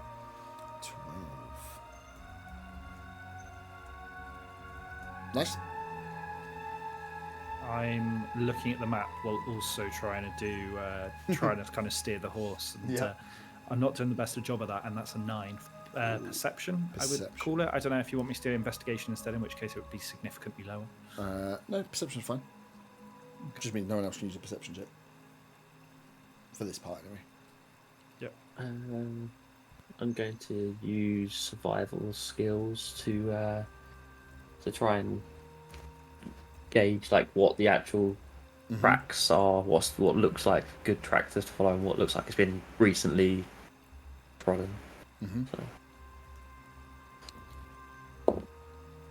That is 19. 19, nice. If you're okay with it, Corin, I'll do a nature check. Yeah, go for it. I'd like to do a nature check to see if I can spot any specific plants or animals within the area that may, like, in case the terrain starts to change, or there's animals that might pose a danger or a sign of stuff. And that is a 24. Ooh. I bloody love nature, me. Do love nature. Faye went Attenborough. Faye went Thornberry. Corin? I'll do like an anti-stealth thing, so looking out for any sort of ambushes or anything like that. And that would be a 16. 16. Ooh. That's good. Okay. Nice. So use that for the travel. As you are making your way southward, you keep yourself on... Hang on, let me just work this out. That's fine.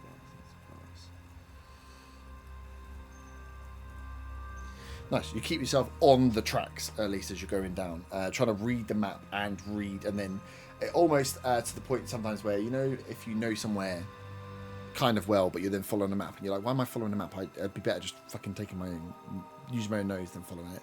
After that's a bit where you get to with trying to keep on the track, then realizing that there's other things you could be watching out for, but you're using the map instead, and you keep people on one of the routes. You hit the odd mishap here and there, trying to keep out of boggy land, but there's different because part of this route down actually would have been the same route you took in, and you hit a few swampy bits, which slows you down a few hours as you're going. Can someone roll a d20 for me, please? It doesn't matter who it is, just one person standard d20.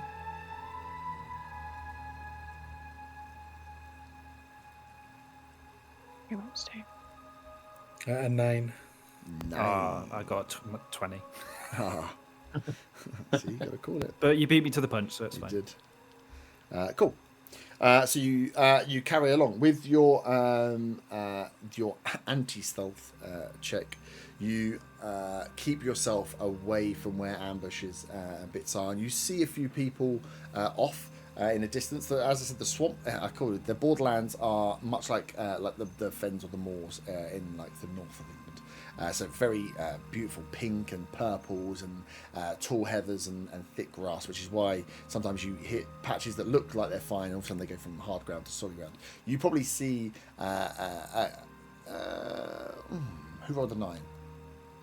Corin, can you give me a perception check? Yeah. That'd be 7. 7. You see people. You see what looks like a cart, which means there must be something attached with it. Horses, maybe possibly people. Off probably a couple of miles over to one side on a different route, coming across the borderland. So you're kind of keeping yourself away from them as you're going, but all you can make out is that there's someone there. Just keep well away as you go through. Get to a few hours travel, stop, kind of let the horses have a little rest, have a little drink, kind of reinvigorate yourselves have a bit of food, anything you've stocked up, anything you took from L'Oreal and crew, to get yourself ready for the afternoon, the second half part of the ride.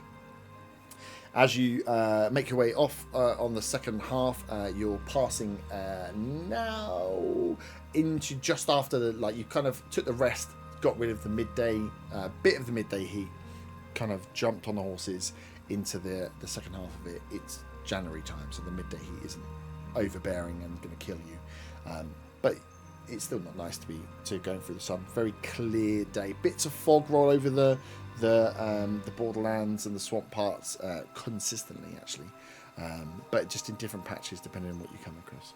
You start to with that nature and the kind of survival checks, you start to pull yourself and lean yourself onto the paths that are harder ground.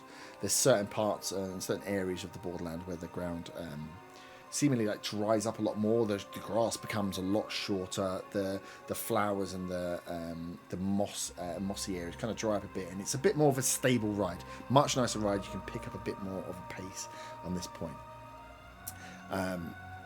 Later than you would have liked to notice, as you're riding along, you notice a stack of rocks that have been knocked over, and there's a bit of a kind of cutting up of the grass and stuff around you. You notice, Arta, that the size of the pebbles and stuff that knocked around, this looks like it might have been some sort of markings for something that was coming up, either a turn left, a turn right, a danger, or a don't go. Something was there, but now it's knocked over. You don't know what it is, but you can see that, at this point where this ground's kind of dried up, there's a bit of a scuffle on the main path of some turf dried up. And if you imagine where you're on, when you walk through longer grass, you can see where people have walked, and there's the trodden path. But then to 5 foot either side of you, left and right, the grass is slightly higher. It's probably knee height in this area. I turn to the rest of the thing and I go, I see a sign. I'm not quite sure what of, but there's a sign. What do you mean you see a sign? Maybe we should all speculate on what it could mean. You can roll an investigation check if you'd like. Me or anyone? Or... I suppose you would be towards the front. Oh, that's actually not bad. That was a 16. Nice. 16. Cool. So you notice that yes, this definitely looks to have been one of something that you've seen before, like a markings of a what's the fucking word? Like a warning. It would either have been a sign or something else there.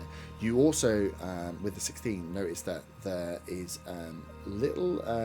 You notice drops of blood around where that thing had happened, and then you can see slightly off, 5, maybe 10 foot just away. There's a deeper compression in the grass, like something is sat in the grass over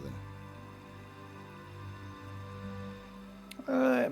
The sign might be that there was an ambush or something here. Do you see that blood there and the shape in the grass over there? And... Can we work out what the shape is in the grass? You'd have to go over and do it, so you'd have to dismount. If you're stopping in and dismounting, you can go over to it. I wouldn't. Yeah, from walking your horse over and looking down isn't going to be. You're not going to see that much. Maybe not the best idea if it was an ambush. You can. Well, I mean, if you want, you can do. Anyone can roll a perception check for looking around if you'd like. I'm next to Arta, so can I do perception? Yeah, you can do a perception for. Yeah, someone wants to get down and have a look what's going on. But if someone wants to just keep a general eye on what's going on around them, then yeah, give me a perception for that. I got 16.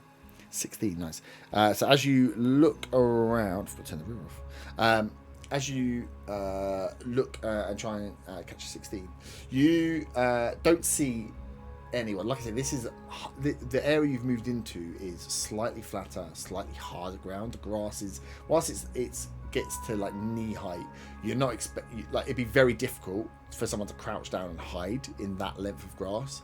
And from your point up on the horse, you can see in there. You do notice the odd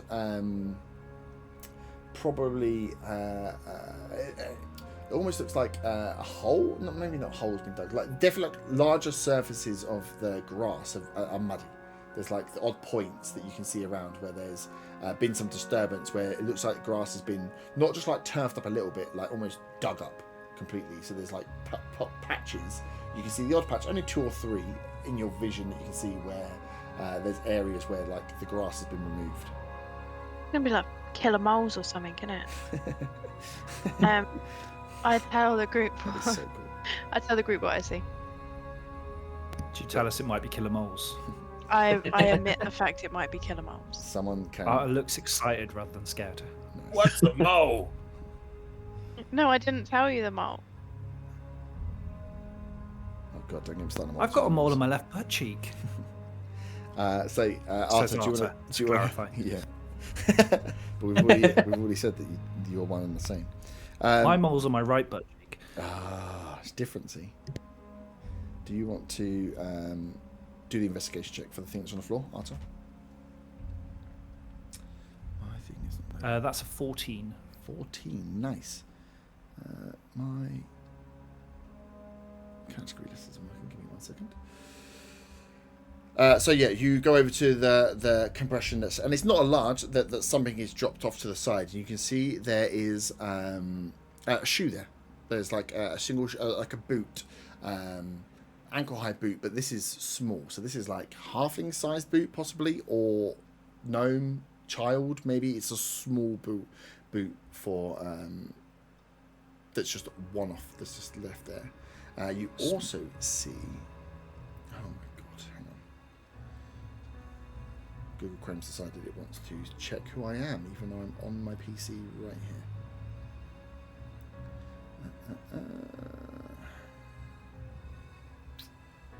You also see a small.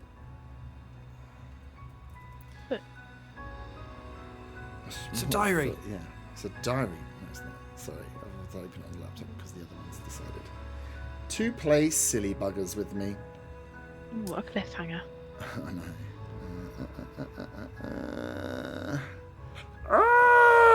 Why is it doing this to me now? Spots on. A small. Why did Hector say that? A small wooden hammer. So as you look, you've got a small boot there. You see like there's a that on is the main, and next to it is kind of this small wooden hammer. As you're looking at this wooden hammer, and almost pick it up, and it's like, what? Something flashes in you. You remember this. This is a hammer that you remember well. A hammer that belonged to someone that used to wake you up when you wouldn't get up. That Callan used to send in to bonk you on the head to wake up when you were being lazy. One of the other wanderers that Callan had, one of the younger children, this hammer you remember specifically as the hammer that used to be used to shake you up. Oh, well, this isn't good. What's And not I'll good? explain how I... You know what? Would I explain? Yeah, it's how much of it you want. So you No, recognise it, but I it's how much wouldn't. you would give up. Yeah. I'd just be like, oh, that's... God, it reminds me of my youth. Though it is rather concerning that there's a shoe there as well. And blood. Yeah. I mean... I'm hoping that doesn't remind you of your youth as well. Where's Wow. my eyebrow? You know, I was rabid is the wrong word. Wild youth. I find that so hard to believe. I used to spend all the time where I was supposed to be learning sleeping, you know, really, you know, rebelling. I am shocked. I am totally shocked. Who's still on a horse? Me. Can you give me? I'm assuming I am. Can you give me perception Guess checks for those? not on me, 'cause I horses? got off No, you got off to look at the hammer. Yeah. I got a 17. 21. 21. Nice. Did I roll a perception check? If you want to roll perception, but you asked me if you rolled. Did I? Roll? 19. No, I thought I pressed the button, but nothing happened. As you guys are on the kind of horse, as Arta is recounting something, and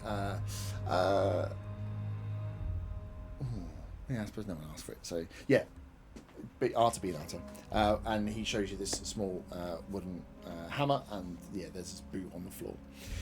You, with those on the 17, you swear you see a movement over to a distance, what seems to be a fair distance, but something like appear and disappear. Like the ground's quite flat here, and yeah, something that seemed to move and not move.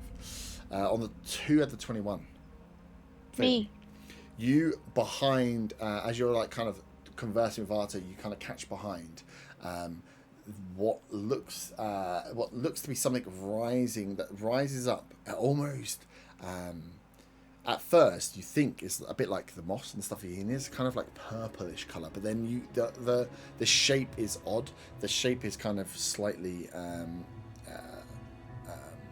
more angular than it was before, almost like a purple rock that's there, and then it drops down quickly. So as you kind of, it catches your eyes that it's appeared into view above the grass line, dips down, and you lose it. Artie, you might want to mount up. Something just appeared behind you. I don't know what it was, but it's making me uncomfortable. As you say this out, you will feel the ground underneath you just start to like this slight hum as something. Kill 'em all! Oh my god, it's Kill 'em all. Use that hammer to whack 'em. Whack 'em all. My hammer's bigger. Yeah, your hammer is bigger. Give me Nice. the small Anything you'd like to do? Not roll initiative, preferably. It's pretty much gonna happen. Nice. So yeah, ground shakes as you kind of have seen this odd thing here and there. You're on the horses. The horses now, as you start to get the spooks, definitely Star and Rocky. You hear them starting to make the noises. Star is very uncomfortable in this situation. Can I get off the ground horse? starts to shake. You can, if you can jump off the horse, you can jump off the horse now. Yep. Cool. So you jump off the horse. Like you're on Rocky, just so you know. As about 10 foot from you, the ground, you see the ground kind of split, the grass rise and past that, like kind of rising up between this large, not a mole, bug-like creature, purple in size with like almost scythe hands, peers up as it makes this shriek towards you, like, as it comes down towards you. If you'd like to roll initiative, and we'll pick up probably in this next week. Is it a giant?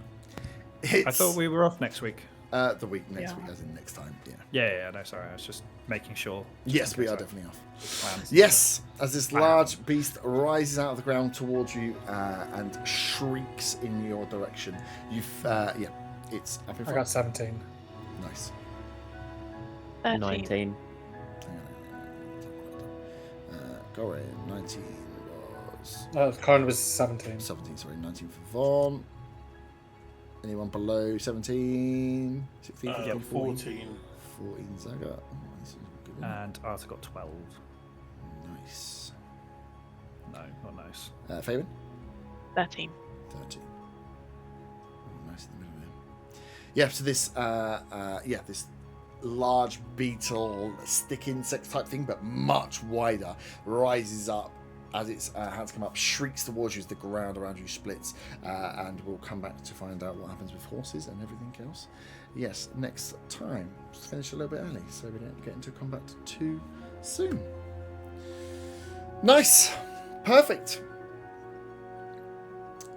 I don't think there's... has anyone got any questions on that? Anyone all good? Anyone cool? Will we not be back next week? We'll be back hopefully the week after, providing everything plugs in and works when I get to the new house, and I'll have slightly more comfy setup. The camera angles might change a little bit, but apart from that, all good. Anything from you guys? I just Nipples. sneezed phlegm all over my hands. Pardon, what now? Dead.